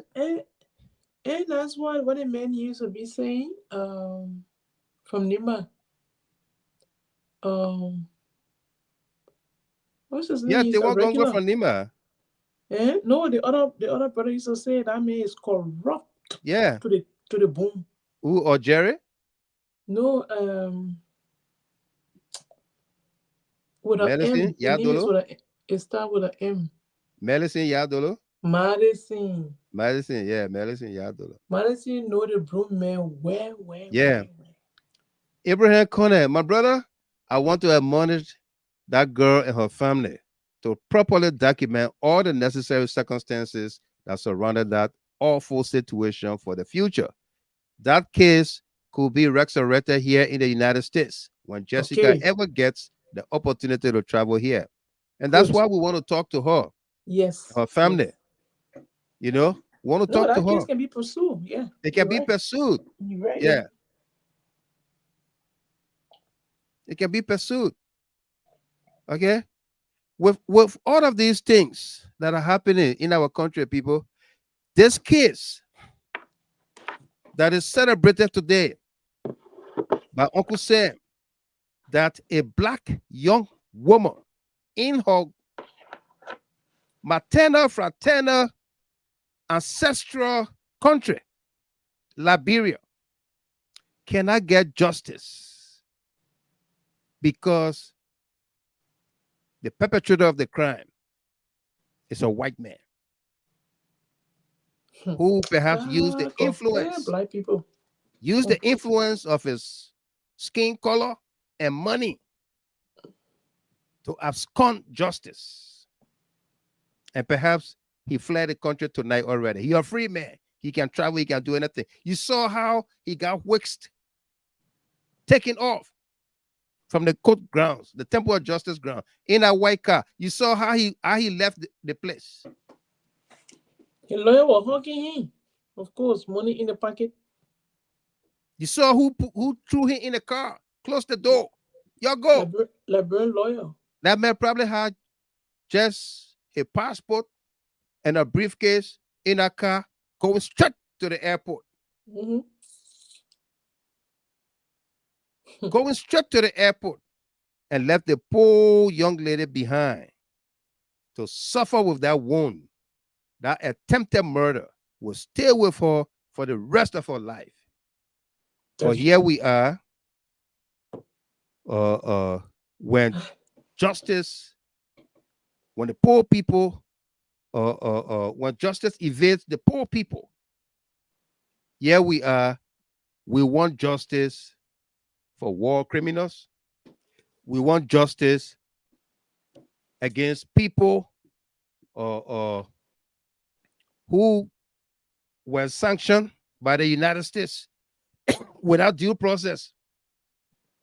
Okay? And I can say it any day, anywhere. Like I said it on August 24th, 2023, in Fort Lauderdale, Florida, right outside the federal court, when I said those sanctions imposed on those Liberian government officials were ill-gotten, they were political, and it wasn't warranted. And I have said it time and again, because we know what happened when you get a congressman to tell you, say, bring me in the list. Go and bring me in the list. To whom? To Jerome Verdier. To Yacine Martin. Yacine. Yeah. But Yacine, bring me in the list. She from the CPP. Why is she not in Liberia for a job? Yeah. Nonsense. Okay. Bring me in the list. This is the video. We want to make sure that you see, you get the facts over here,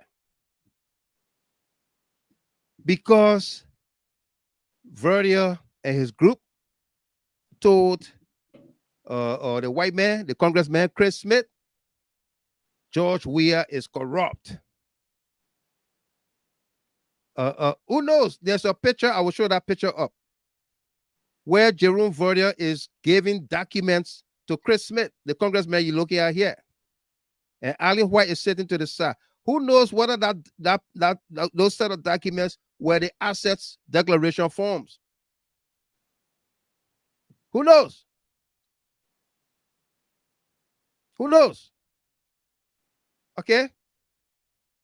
So those sanctions were not warranted. They were not justified. They were witch hunts. All right? I'm on record for that. I've said it time and again. Let's take a look and take a listen here.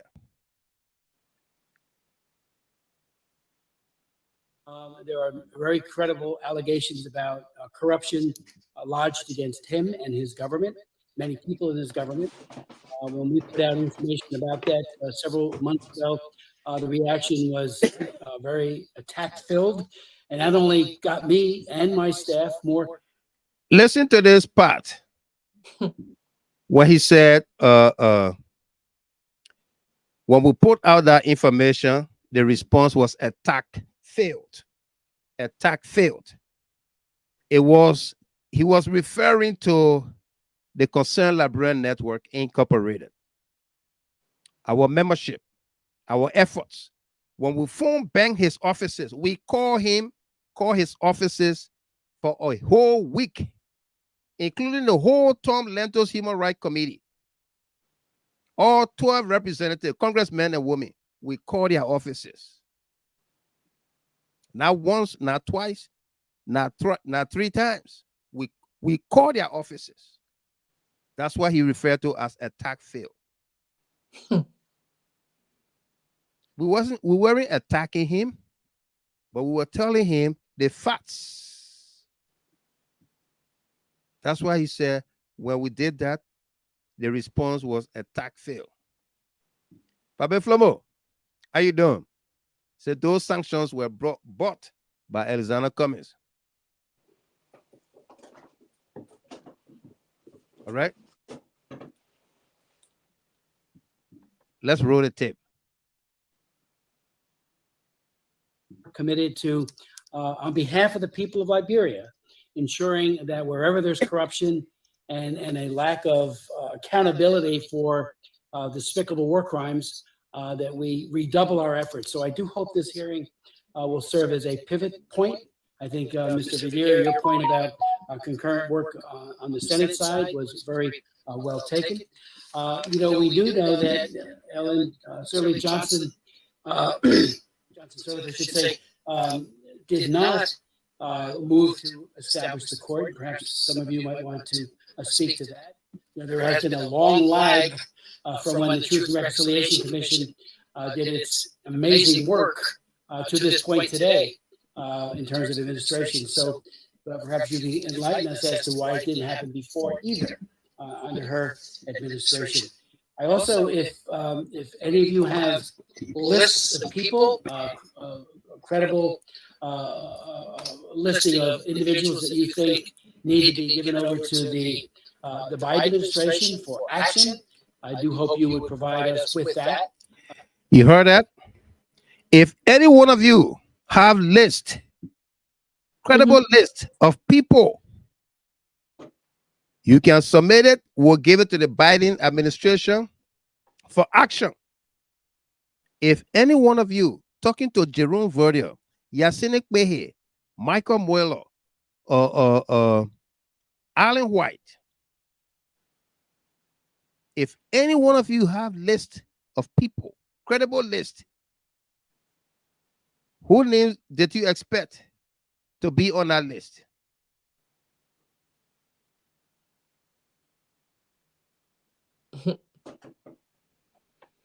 No sedition. Eh? I mean, not Yeah, I will play it. I will play Sarah. Take a listen here again. That's the part I want to emphasize here. If any one of you have credible list of people in a weird government that you believe are corrupt, send us the list. We'll give it to the Biden administration for action. And you say the Jerome Verdier prepared list, and you say the sanctions were in place. Now, witch hunt. It was targeted. Credible lists of people, credible lists of people, credible listing of individuals that you think need to be given over to the Biden administration for action. I do hope you would provide us with that, especially as it relates to the Magnitsky Act. As you know, the ability to, if any of you have lists of people, credible listing of individuals that you think need to be given over to the Biden administration for action, I do hope you would provide us with that, especially as it relates to the Magnitsky Act. As you know, the ability to, Okay. If any one of you have list, give it to us. Aliu Kamara, welcome. We'll give it to the Biden administration for action. That's a congressman. Again, do you expect Uncle Sam, America, or some of our friends, our Liberian brothers and sisters in the Unity Party, that some of them are today not happy with the verdict from the court. They're not happy. If the same court or a similar court in Liberia, Rosalie, you'll take it away and I turn and reach. Rosalie. Cool. Yeah. Yeah. You'll take it away. Okay. Apostle? Yes, thank you, Rosalind. Yeah. So the question Mr. Gilmore asking is, now, if the same court today in Liberia say, oh, the sanctions upon Mayor Koijee, Senator Tweahway, Senator McGill, and and the rest of the senators who were, for me also personally, unfortunately and wrongly sanctioned by America. If our courts, if ever they were given due process, Rosalind, if ever they were given due process, and then the court said, no, we declare McGill and the rest free. We lift all the sanctions, and you guys are free. The same Unity Party people who are crying today will tell the Liberian people that the court, it's not a good court, and it's that a kangaroo court. Exactly, yeah, that's the word. Thank you for helping me there, Abraham and Rosalind. Yeah, Rosalind, you are Abraham's daughter. So. Anyway, so a kangaroo court. So because you free, you lift up the sanction upon McGill and the rest. So there's no justice in Liberia. All the judges, they are corrupt. All the adjectives which are not true. I know we got a good justice. There be no adjectives coming out. Yes, but today now the justice. Now I am saying also I don't agree with the justice today. Because the evidence is there. So don't say we need enough evidence. What kind of enough evidence you need? So letting this Lucas man free today was a slap also in the face of the Liberian people, and the common people will say because we don't have money, that's why we lost the case, and that is unfortunate. I also want to say that what do you expect of Joseph Boaga's government, Rosalind? Exactly. You expect injustice at this level. You expect, and don't be surprised when they, say, oh, we're going to free Gloria Musu-Scott on 26. We're trying to prepare the house of Liberia. Do not be surprised. We know that woman is guilty. That could cause serious chaos in the country, though. Yeah, of course. That woman is guilty. She killed, according to the verdict, she killed her own daughter. Yeah, she has to remain in prison. And Boaka will come out and say, oh yeah, I am going to free the woman, because I'm the president of Liberia, blah, blah, blah. And I know there will be consequences towards that. There will be, a high retaliation towards that. But I just want to tell the Liberian people, do not be surprised. And when that happens. Mr. Gilmore, you are welcome. Yeah, thank you very much. But welcome back, Mr. Gilmore. Go ahead, you remember when she was taken to prison, you saw the Senate pro tempore, the current Senate pro tempore now were there crying, walking? Yeah. Boaga went to the prison. Yeah. Boaga went to the prison. Yombly went there. Darros went there. Darros DeLong. All the Unity Party people, the current government, they went there. Luther Tappe, all were there. Luther Tappe. They all went Amos Morris or Amos Tweah doing LPRC.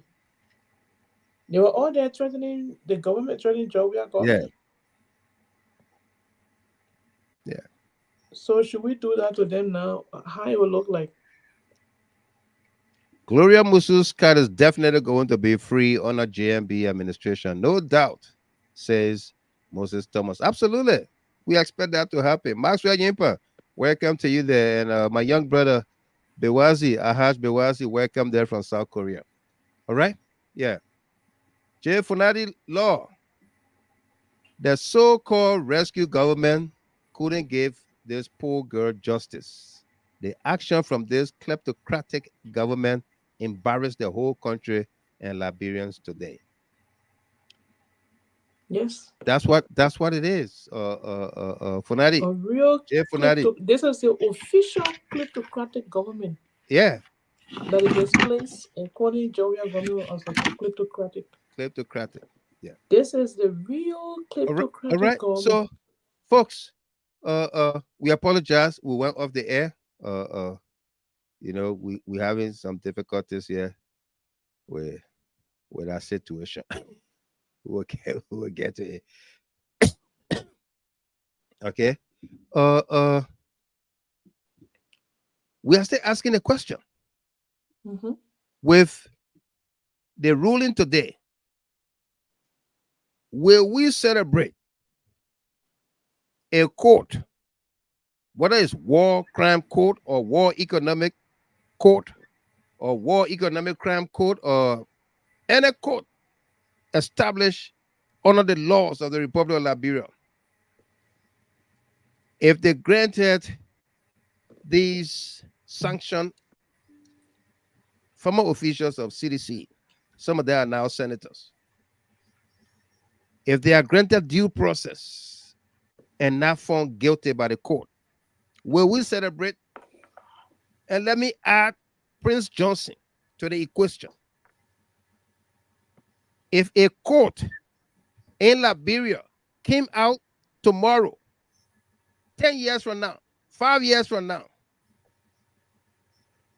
and say lack of evidence, for lack of evidence, Prince Johnson is not guilty of war crime, what would be our outcry? What would be our portion?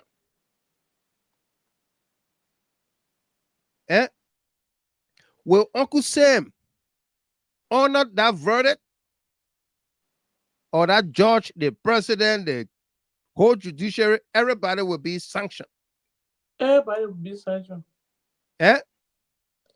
Everybody will be sanctioned. Everybody will be sanctioned. Yep. Mm-hmm. Even if Jeff Koijee is declared not guilty, Uncle Sam will have something to say. But I believe they are celebrating Lucas Riches today. They are celebrating him. He destroyed a young lady's life. God there. Okay?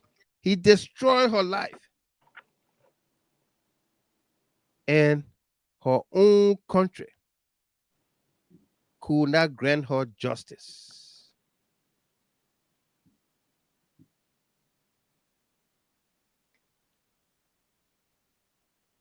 Her own country, her fellow men, in the name of money, taking money from the white man. The broom man gave it away. Yeah. Look at the young lady. Her lawyer, Tawan Gonglo, refused to go to court today. When verdict is being handed down, did he know firsthand what was going to be the verdict? And for shame, decided not to go there because cameras will be in the court. They will ask him questions. But counsel, former SG, how come? Yeah. Emmanuel Nuquay said the people are going to put me a lawyer. I want to vlog. Okay. Yeah. Cecilia Freeman. Imagine if any of the officials from the CDC government was linked to this girl's case and subsequently got free today by the court. I am thinking how crowded that court would have been with Yumbley and Dillon leading the protest today. Absolutely. No two crooks. Yeah. Absolutely. A.B. Conner. See my brother free Lucas today is part of the 100-day achievement. Yeah. Now the justice system right there. a white man who attempted murder, okay, was set free. Henry Dubois Hill, this highly incompetent and inept government is leading the country, Liberia, into instability.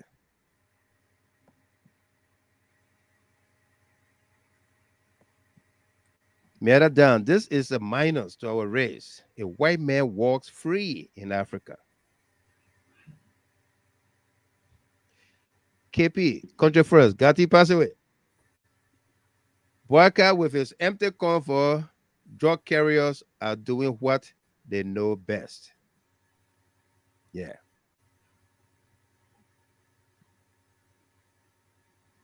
They all gone silent, Sarah Dopo. They are all silent about this young lady's case. Let's play the video for you. This was the video today of Jessica outburst when her lawyer was not in court to console her, to make her to understand why the judge did what he did, what the meaning of lack of evidence, which evidence were they looking for? Has she been dead and gone? Was that the evidence? What evidence did the judge look for? Yeah? Watch the video. After that, we'll have analysis from our panelists and analysts, and then we'll take your calls. All right? This is the topic we'll do for you tonight. The only topic. It's so painful that we don't want to cloud everything up here tonight. You want someone? You want that your generation? Your generation!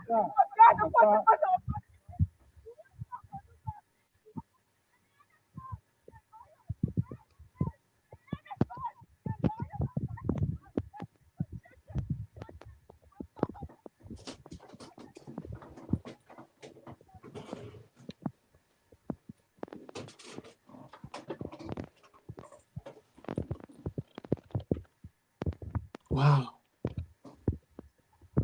That was a pin. It is Liberia, here at the Chamber of Justice, where the court criminal could be just brought down a non-guilty verdict. What someone? You want that your generation? Your generation!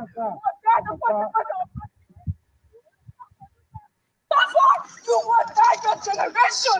Your generation!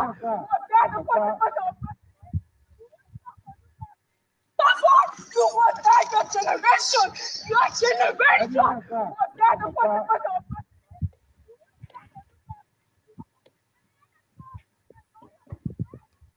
Leave the girl, man.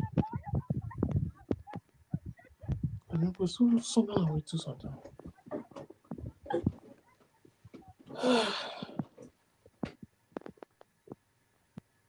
Against American missionary Lucas Rich. So I see the report and sometime back last year for the defendant not guilty. So there's the promotion here. There is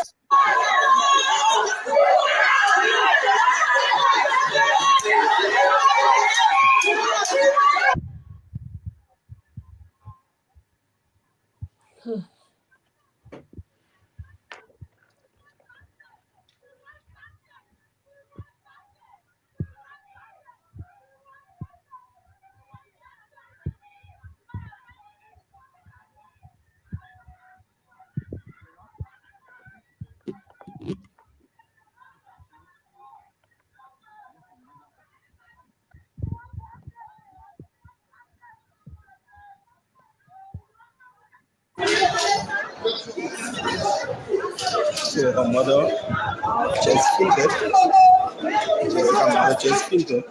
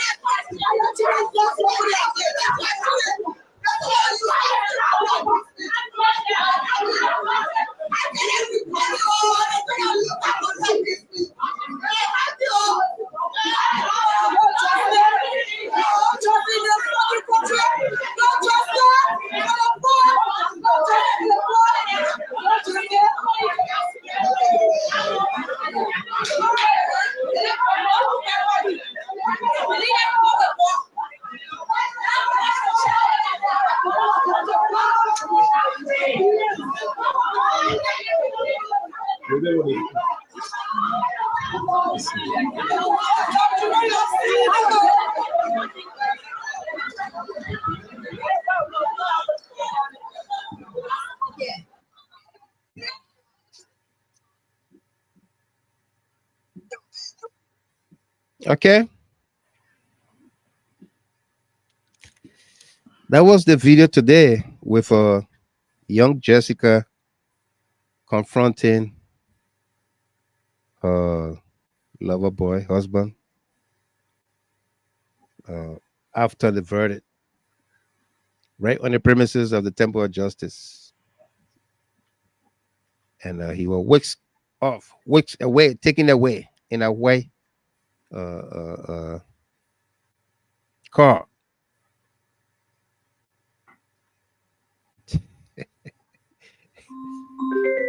Yeah. Taken away in a car. Gone. Rosalind. Yeah, Mr. Gilman. Yeah. My What do you take? make of it? Yeah, go ahead.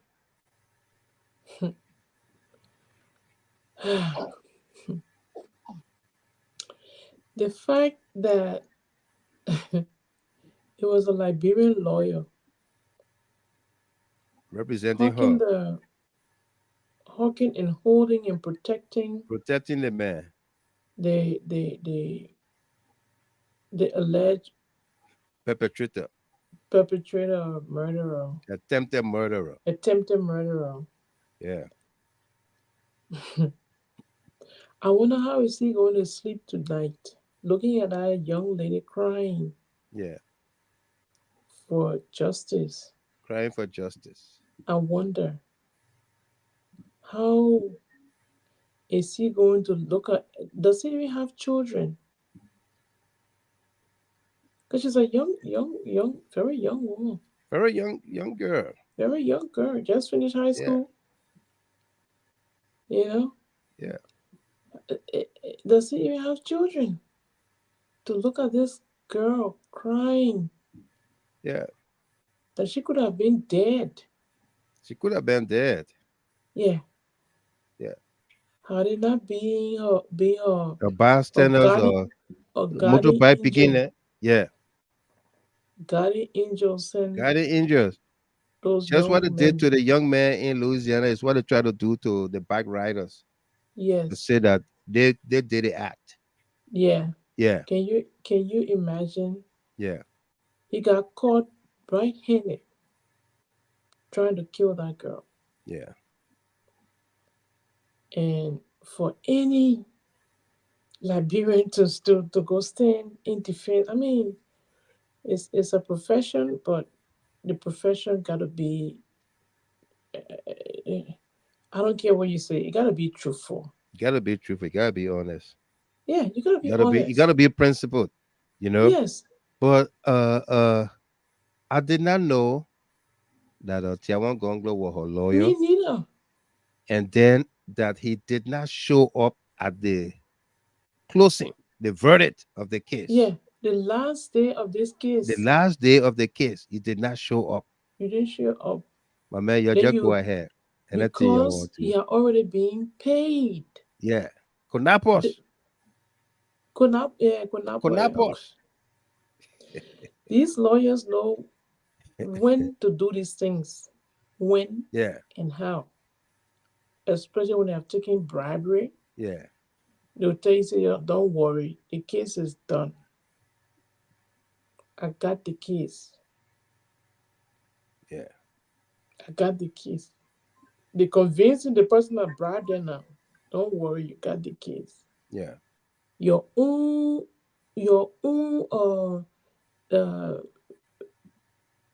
not defendant plaintiff. You're defending. Because she's a plaintiff. Yeah, she's the plaintiff. Yeah. For your own lawyer to go against you in this manner, it's a kill, Mr. Gilman. It's a kill. That girl her mother could have even lost her life today. Yeah. Because she has been in pain for her child. Her 9 months pain just came back today. Yeah, it did. Yeah. Sad story. Apostle. Yes, Rosemary, thank you. Yeah, Mr. Gilman, it's very sad for our country. It's a sad day. I saw Brother Siaka, one Christopher Siaka was asking, he said, when are we going to really get our independence from America? Yeah. You know, and you know, Mr. Gilman, you myself, we are in many chat rooms, and you know my stand on America most of the time when I do my outburst. I think you see what I talk about. Yeah. You know, the mental slavery that has been inculcated in our our mindset according with this America thing and what have you has damaged the whole African continent. And I know because I'm a Pan-Africanist, so but this man walking freely out of that court today is a shame and a disgrace to our justice system. Yes. Yes. Yeah. Folonsho, hold on. You can incorporate this. Folonsho Bright Crawford said their lawyer said he is not representing them because they did not take the money. That was why he did not show up. Yeah. Folonsho. Now your Yeah. inside scoop. Yeah. And Felicia, I'm sure she's speaking from her sources, or she got sources, Yeah. people who give her information. And I will believe that our sources are right. I will believe that the information is true. Because Gonglo, knowing Gonglo himself, if you really wanted to be in court today, you are going to be there. You understand? Nothing would have This stopped is a him. man who, have some leisure where you go, you'll be playing guitar. Have you seen the man playing guitar before? Playing No. guitar and singing. Don't worry, be happy, and all the things. He got time to sing all the ones, on Facebook. And if we get, this information that because the people refuse the money, that's why you refuse to go to court, I would say, on the public forum that it may be at least 90% true. Right. So, yeah, and that is unfortunate. When are we going to go the extra mile to fight so that a black man would get justice? And I know some people say, but why are you guys trying to equate this to black and white, blah blah blah? But it is vivid, it's clear. You show that black men will be free in America doing this kind of offense, the kind of crime. Mr. Gilman just gave you an example about a guy who was sentenced to 65 years in prison, Yeah. who was innocent, and another guy who was sentenced for 3 years. 3 but years. Who killed? Did the crime. Who did the crime? By Yeah. a judge. He a did the white crime, judge. and the judge would not allow him to do the time. No. You see? So injustice, what I just want to say that we have to come out, Africans, Africa as a whole, Liberians, know your right. And Proverbs 18 verse 21, Matthew chapter 12 verse 34, Jessica today, releasing that curse on this man. Mhm. And somebody may say, oh, those are your words. But mind you, Jessica and this particular so-called missionary, they had intimacy. Yeah. There was a change of blood, intimacy. Whenever, if you have done demonology or you done some part of The pastor ready for a biology class. yes, Mr. Gimon, let me just chip this in quickly. Go ahead. Yeah, thank you. Yeah, we are all learning from AB Corner, AB group, our man, AB, So, He said they have no moral compunction. yes. So I'm trying to extrapolate. I'm trying to extrapolate, Mr. Gimon. That the word, right? Extrapolate. Yeah. Anyway, but Jessica and this missionary, Lucas, man, they have intimacy. And when there is, that kind of physical intimacy, there is a change of blood. And when there is a change of blood, there is that spiritual. That is synonymous to be Go ahead, Mr. Gimon. Monique. That exchange of blood is synonymous to be in a hotel. All right. So when she, thank you, Mr. Gimon. Oh yeah. So, She said, I said Jackson is synonymous. So yeah. So let me end on the thing quickly. So when you see Jessica making that swear, in the comment say, she swear the man. I will tell you that this missionary look at need deliverance. Because it may take, even if it take 30 years, 40 years, those things that Jessica said, they will come to pass. They will come to pass on basic of that, a change of that physical and intimacy that they have in spirituality, until that thing is broken, until that man is gone for deliverance. Yeah. And that words have been reversed. Carlos, we are coming to you guys. You're just holding line. We're coming to you. I was finished. We're coming to you. And then those words are reversed. That thing will haunt Lucas and will come to pass. It will come to pass. Except Jessica reverse it. Except Jessica say, okay, I reverse the curse. Yeah. She's when no reverse. But Jessica said, except we didn't kiss. That's what I'm saying there, Rosalind. And now in the case, Yeah. I mean, you know what happened, my sister? So that's it. Man to man is so unjust. Yeah. Children, Yeah. you don't know who to curse. You see? Okay. Your worst enemy could be your best friend. Your best friend. Your worst enemy. Hypocrites and parasites. Let me thank you, Mr. Gimon. Finish up your turn, Apostle. Yeah, let me end. Thank you, Mr. Gimon, for that musical note. Yeah. So that's it. So that swear will surely come to pass if this missionary does not read. They say that swear will swear him. Yeah. Better repent. If he knows what I know, he should repent and go back to prison and serve that term. That's it. To finish, the people who went for that so-called spring break in America and taking the taxpayer money, it's a shame to Joseph Boaga's government. You say the Liberian people are suffering and you sending 100 people to America for a spring break using the Liberian people money. It's a disgrace. It's a disgrace.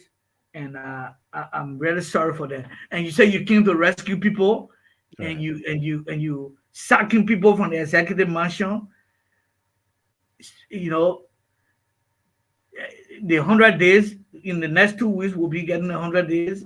You said no car will be in the mud, and nothing we are seeing. No significant development in the 100 days. Right. Disgrace, and we'll be here again to bring out all the disgrace.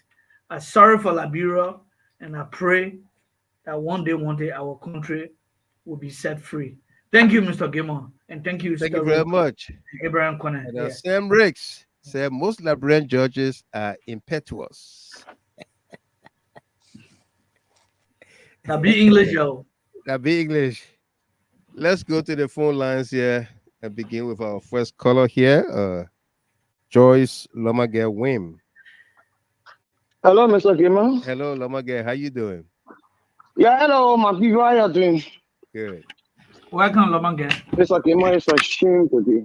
A big shame. The American people just looking out and just laughing, which means they got every skin in Liberia. Yeah. Oh, little girl. Mr. Gimon, today I saw that my stomach just lose with the mother of God. Yeah. Okay, one boy, can you imagine? Here today. Well, Mr. Gimon, the people from where Lucas lives, they say that Lucas for the correct answer tomorrow, the cooking just got my own, because the people in that state, they try to sabotage the case in Liberia. The people that here was sabotaging the case in Liberia, even down to the lawyer, said the judge. The judge to the family, excuse my language, you drop the damn case going nowhere. Wow. Wow, you said just like what the lawyer. You said what the judge the damn case. The judge said drop the damn case going nowhere. So when they offer them $30,000, people refuse it. Say the people refuse the money, must drop the damn case. But every one of them that did not get in justice, they're cheering, their grandchildren, they fighting justice. Like, CDCIAN, be careful how you walk in the street. You will have no justice in Liberia. It's okay. My high too, but we listen to the kids. I don't want to talk in fast back, right? It's okay. You. Thank you. Thank you very much, Lomage. Boy Solo, welcome. Yeah, thank you, Mr. Gimon. Yeah.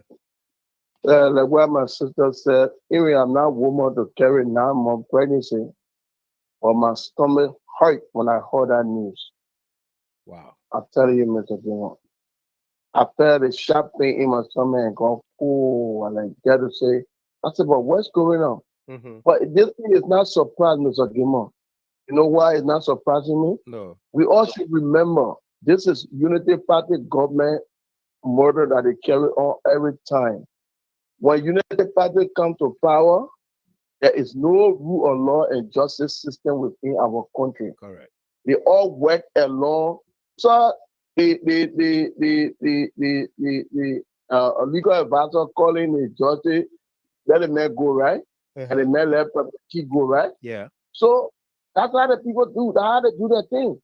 If you follow all Unity Party cases in Liberia in power, everything was against the people. They kill people, they rob people, they let the people go. Yeah. So, but it's a shame. But the same U.S. government, American people will tell you, say that if the justice system in Liberia is corrupt. Then you can't prove to the people that indeed the justice system is corrupt because somebody refusing to take money. Yeah. Oh, you don't want to get on session too? Then why you want to sit there as a judge? But the only thing I'm going to say, Mr. Gimon, I'm not lying to you. God upon and watching every one of us. But that judge, and whosoever that compromised that case, that judge will die in car accident and you will be crying for him there in there. You will see yourself suffering. And you will say that thing and say, I did harm to people that were putting me in this situation. You will go through the wrath of God and you will get to know how life is.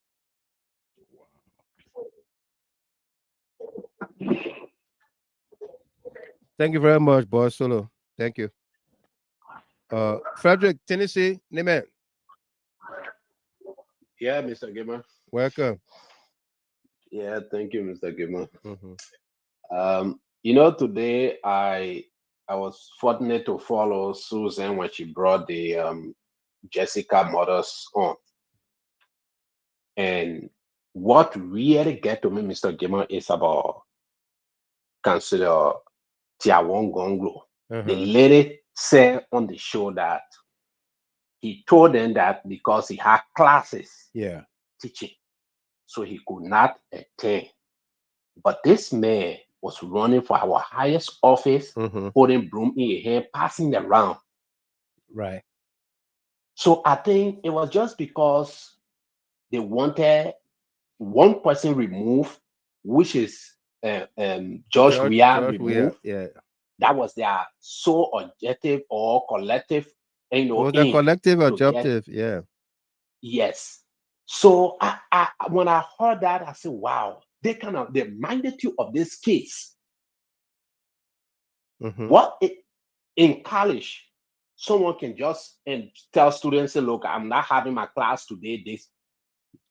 If that can be the excuse of not attending to such thing, then there's a bigger thing behind it that we don't know. But Mr. Gimmer, the thing that really getting to me is I wish the people, citizens of Liberia, whether this man already left the country, to stop him. Sometimes when people who are supposed to dispense justice, when they are not doing it, you have to fight for yourself. The same thing happened in King George. Today, with that kind of case, even the lowest person in our country in the village will not let the man go free. This man never argue or deny.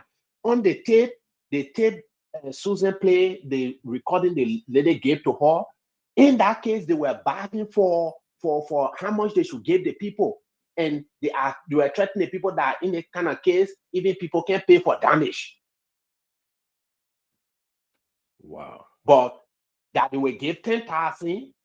If the person would have died, maybe it's going to be 20,000. Look at the kind of statements coming from our lawyers,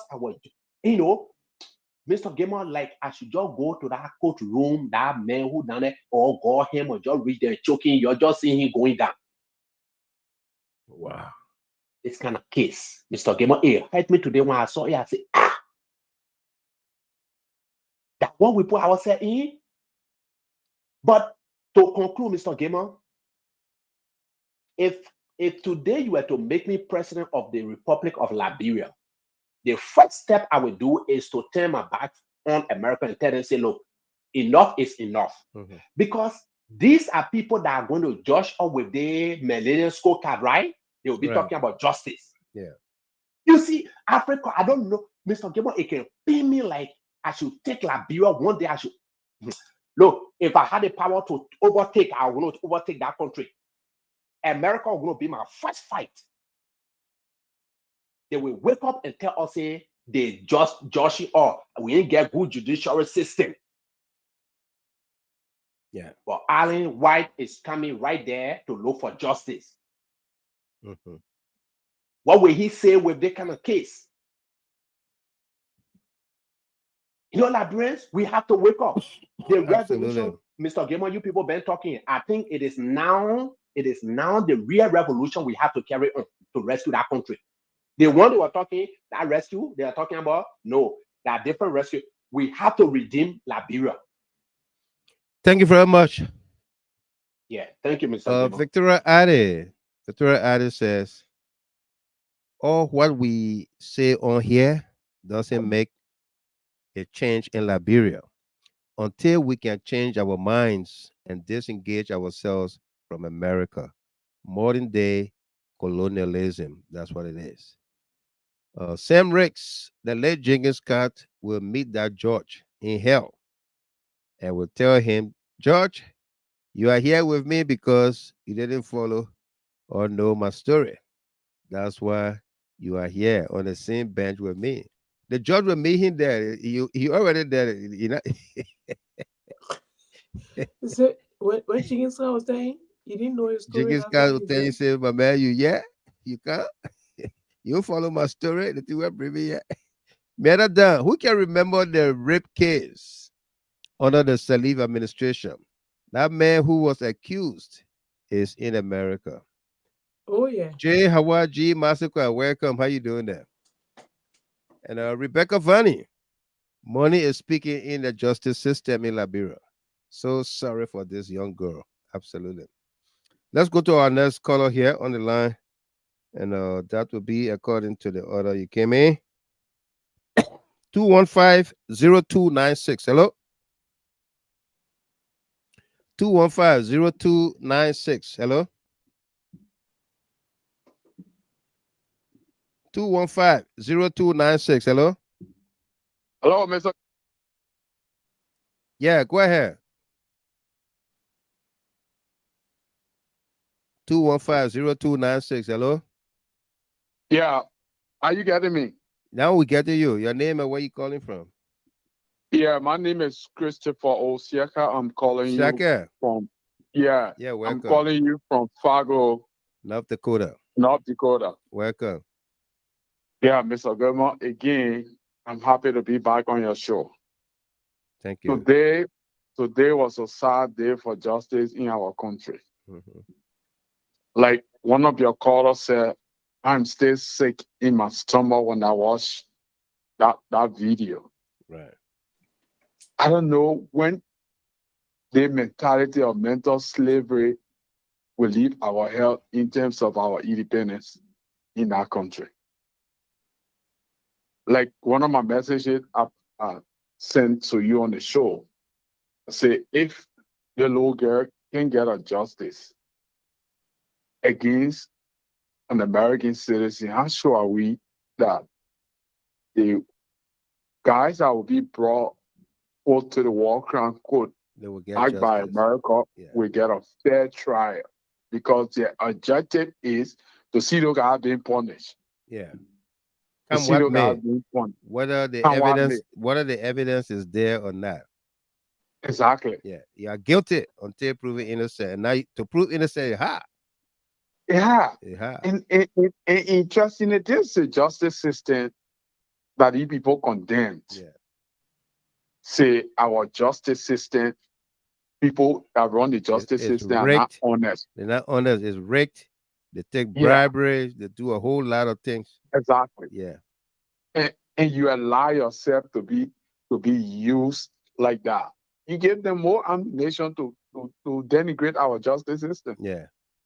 You give them more ammunition. And I can assure you, this is one of the series of They kind of stuff in our justice system. Oh no, this rescue mission. This is one in a series.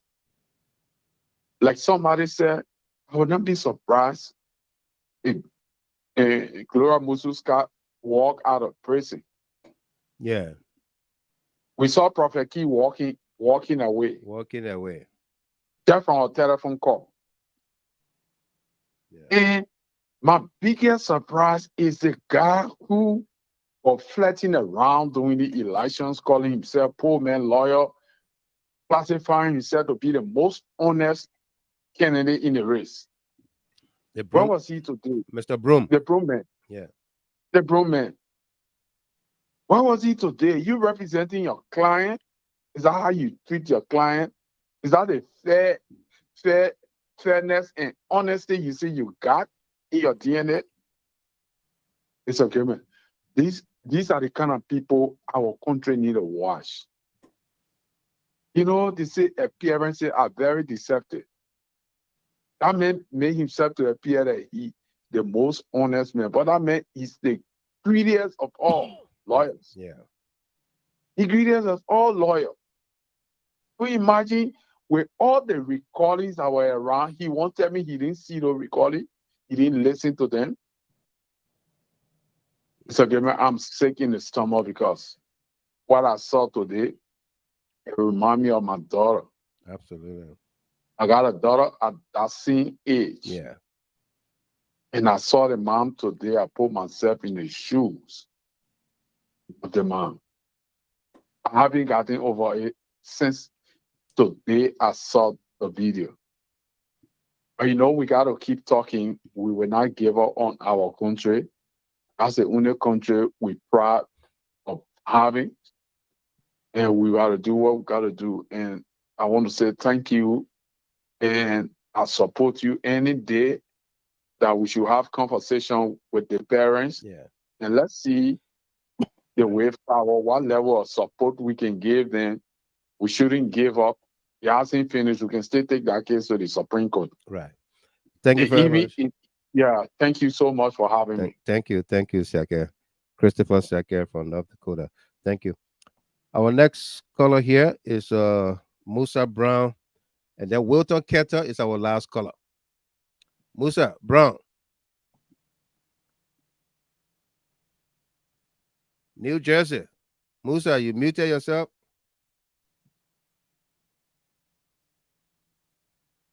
Musa Brown. Okay, Wilton Ketter, welcome. Yeah, thank you, Brother Gilman. And I'd like to say hi to the panelists and to our listening audience. Mr. Gilman, when you listen to President Weah's speech, former President Weah's speech the last time, I think when he was addressing the students at Howard University and something like that. And there was another speech he gave, I saw him sitting behind the decks. He was talking about democracy. And he said, we have exhibited the tenets of democracy. He showed to the world that I'm just paraphrasing it, that we have subjected ourselves to the tenets of democracy. We are pushing and teaching democracy to the world. But the people that introduce democracy to us should do the same or even go extra mile. Right. When I listened to that speech and I saw what I saw today in Liberia, it tells me that we live in two separate worlds. I'm talking in general, two separate worlds. Mm-hmm. The American world is the most sophisticated, quote unquote, right? Yeah. Nobody can touch them. Nobody can do nothing, absolutely nothing. They can violate people's rights. They can do anything to anybody in the rest of the world, and the citizen will get away with it with impunity. But they will be the first one to point at you for your wrongdoing. Yeah. And that's exactly what happened in our country. An American citizen, a white man who attempted to kill somebody. He warned the person. He didn't follow through because he was interrupted in his act. Yeah. And we won't blame Terror Gongo, we won't bring the lawyers in Liberia, the judges in Liberia. The power, the magic hand behind this whole thing is the West. Do you know what it means for an American, to sit in the jail in Liberia? Yeah. We're talking about sitting in England or sitting in France. We're talking about in Liberia. In Liberia. Think about it. Yeah. Think about it. We can cry for nothing or whatever. The only thing, the Nigerian musician, what his name, Prince Nigo, he said in one of his songs, he said, a cow that does not have tail. Cow will not get tail. That God God drive on flies. God none is sleep. Sleep. Oh. That all I can tell our family. And that girl. If you do me good, my God will pay you. Yes. But if you do me bad, that God will pay you. God will pay you. It's sad. It's sad. It's sad. We should stand up and tell these people the fact. Yesterday, the ambassadors, all those people close to our country were unjust. We are naked for injustice, for all kinds of lies that opposition put out there. That orchestrated, yeah. Today, they are mute. Very. They can't even say nothing. With all of the human rights violations, with all of the constitutional breach and all the things that are happening in our country, we can't hear the international community. Even Uncle Sam not saying jump. Yeah. And so we wonder why. Why? It's because Joseph Boakai has agreed to let Uncle Sam people have their way in Liberia. The first thing he did was to open arms to HPX, a $1 billion company that got influence among some Congress people. And so they will play hush-hush to everything that goes on in our country when it comes to the human rights abuses and justice system in our country. They will play mute. Who said they don't know? They see it. They will play mute to it, and we should speak up. And I'm speaking up because America taught us to speak the truth. They say, speak the truth, and the truth shall set you free. Remember? Yeah. And so we will speak the truth. We should speak the truth. Fear of nothing. This is sad. We have people in this country, Liberians in this country, that were arrested for minor charges. They went to jail, they did time. Some of them were arrested for major crimes. They went to jail, they did trial, and they deported them. Yeah. And then you got somebody who attempted murder. Yeah. Trying to murder somebody. Yeah. And then you let that person walk scot-free. That is not good for our world we live in, and not good for the people that say that got the white club and waving it as the pure people in the world that all the time preach inequality, injustice, and all of the things they preach. They show to us that they are very deceptive and hypocritical. But just the main point I want to hit on our show tonight, Mr. Gilman, and I will still push it everywhere I go. I think we should start to flag and make our voices loud so the international community can hear this, because this is a creeping disaster that waiting to happen. Yeah. When you have an ex-rebel, a man who openly confessed to killing many people and people who saw him, like myself, in action, and I'm talking about General Nuquay. Yeah. Joshua Bly, who professed to be a man of God, that is training men in our country in the name of Rescue Defense Force. And I yet to see the media people carry that story loud and concerned for our security in Liberia. Yeah. The security, we got the legitimate security in Liberia, the armed forces of Liberia. We got the police, the fire service, immigration. Those are people who know. We know nothing but Rescue Defense Force. For the people to be openly training in Monrovia, Pingsville, and everybody kind of mute to that.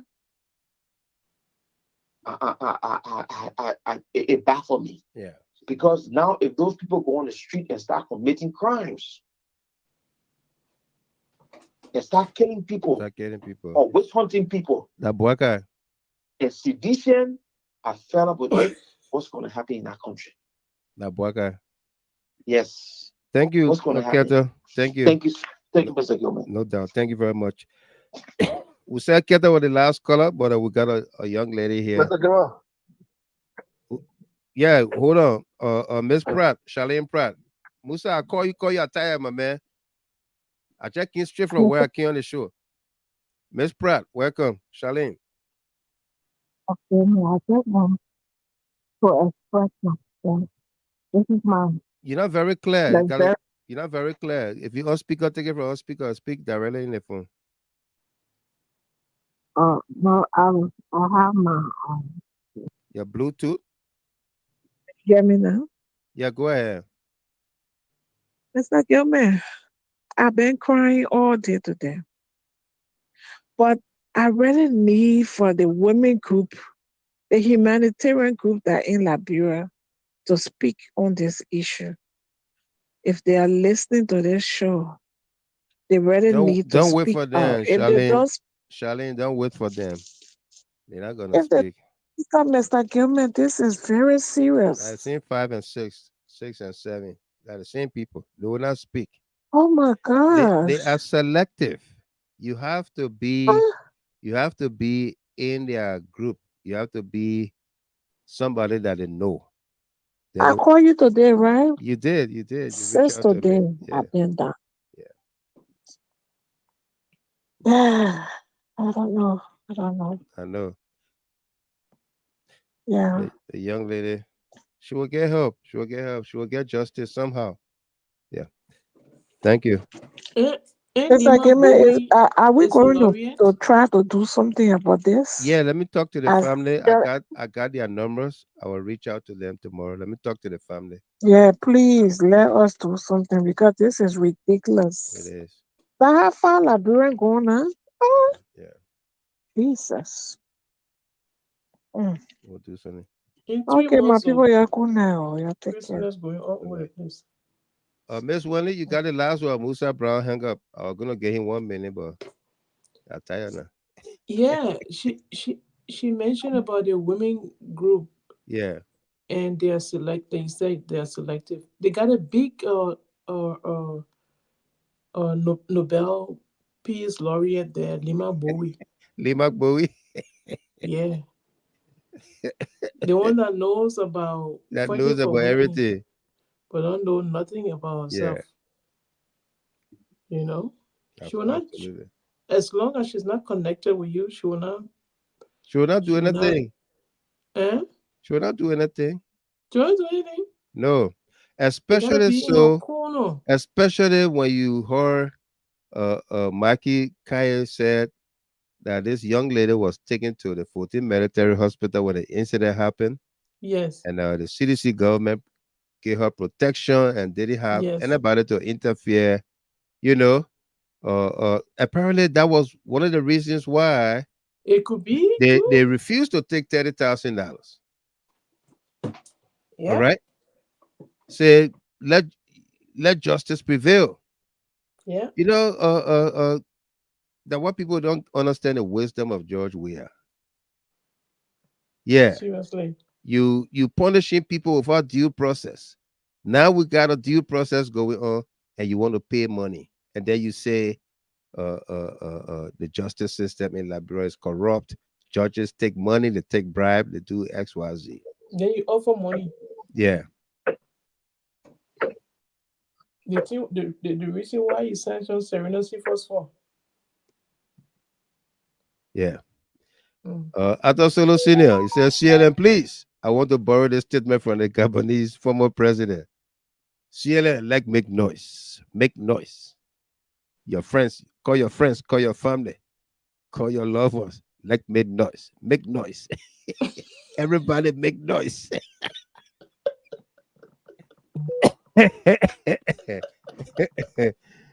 Country first, got it. That's more like Jerome Vordier brother was on closing argument talking Tabata. That guy should get a civil lawsuit. Absolutely. Should get a civil lawsuit. All right, folks. Rosalind, anything else? That does it for me.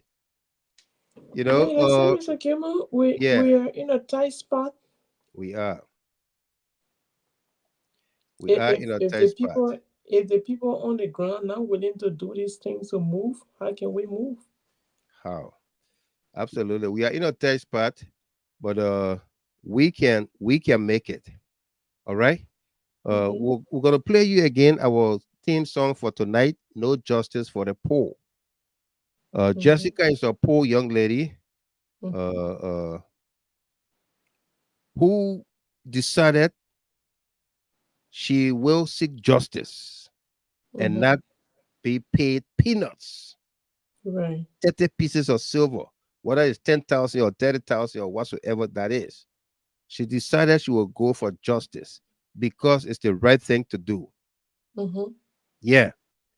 But our system, the judges, the lawyers in this case, compromised the life of a child, of a young lady, her future and everything. They would have established for themselves a landmark case today. Yeah. They would have established for themselves a landmark case that the Liberian justice system went to work and found an American citizen, a white man, let me emphasize that, a white man, guilty of attempted murder, and he was sentenced to X amount of years in prison. They would have established for themselves some reputation. All right? It's gone. They can't make it. That is gone. It's gone. Yeah. Seek justice, not money. Absolutely, A.B. Connett. Okay? But they refuse to uphold their pride and dignity. Okay? While we cannot independently verify the information that Councillor Tiawan Gonglo was in fact her lawyer, and that today, on the closing of the case, when the verdict is being announced, he decided he will not show face. He will not show up at the Temple of Justice in the courtroom that he had a class to teach. What are you going to teach your students? This case would have been a case study. So what are you going to teach to the students? Which one will you present to your class tomorrow, 10 years from now, 20 years, to say it was because of these the judge decided there was no evidence? Which evidence are you looking for? Were you looking for? Which one? But the evidence all over the place. The evidence is all over the place. Which one were you looking for? Are you looking for? All right. Well, let somebody say you borrow with Jiggins guy. He will borrow with Jiggins car too. No justice for the poor.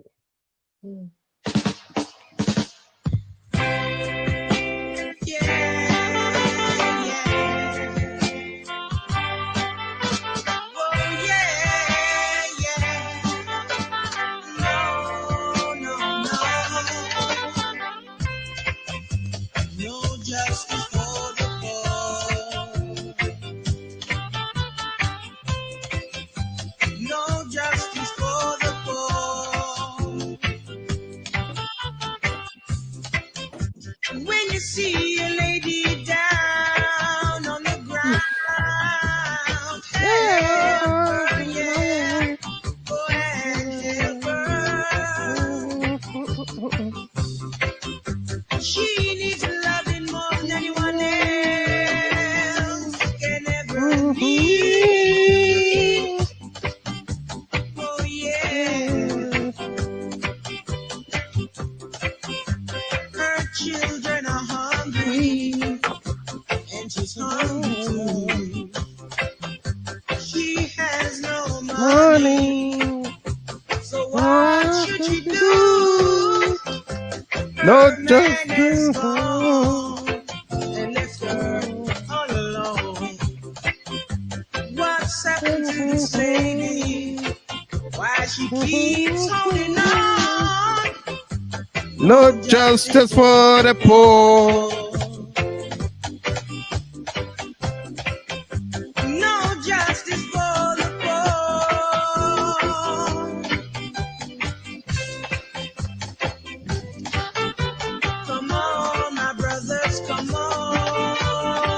No justice for the poor. You can find this song on YouTube.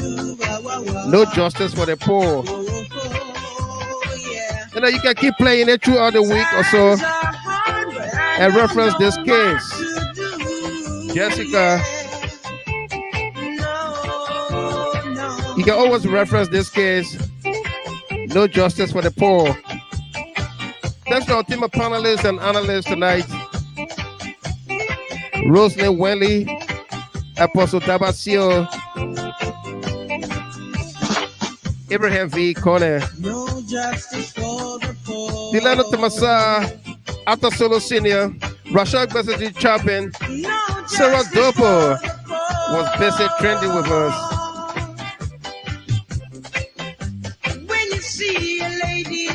When you see a lady down,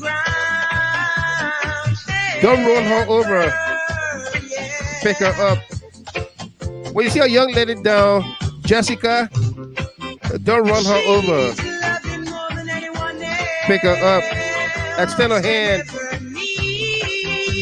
Give her justice.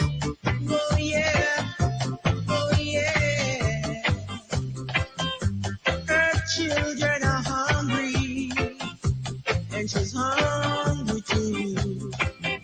She has no money. Thanks to all of you, our distributors of the show. Those of you that send stars our way, thank you. That trended with us as well. Thank you very much. All of you, our callers. Let's keep the light burning. Keep the conversation going. No doubt, yay, boy, you. Steven Sly. Tony Blackpool Kofa. Kanazile. Lady Adamba. Rashad Bessetti Chapin. Arotaino Solo. I'm watching you, watching me. No justice for the poor.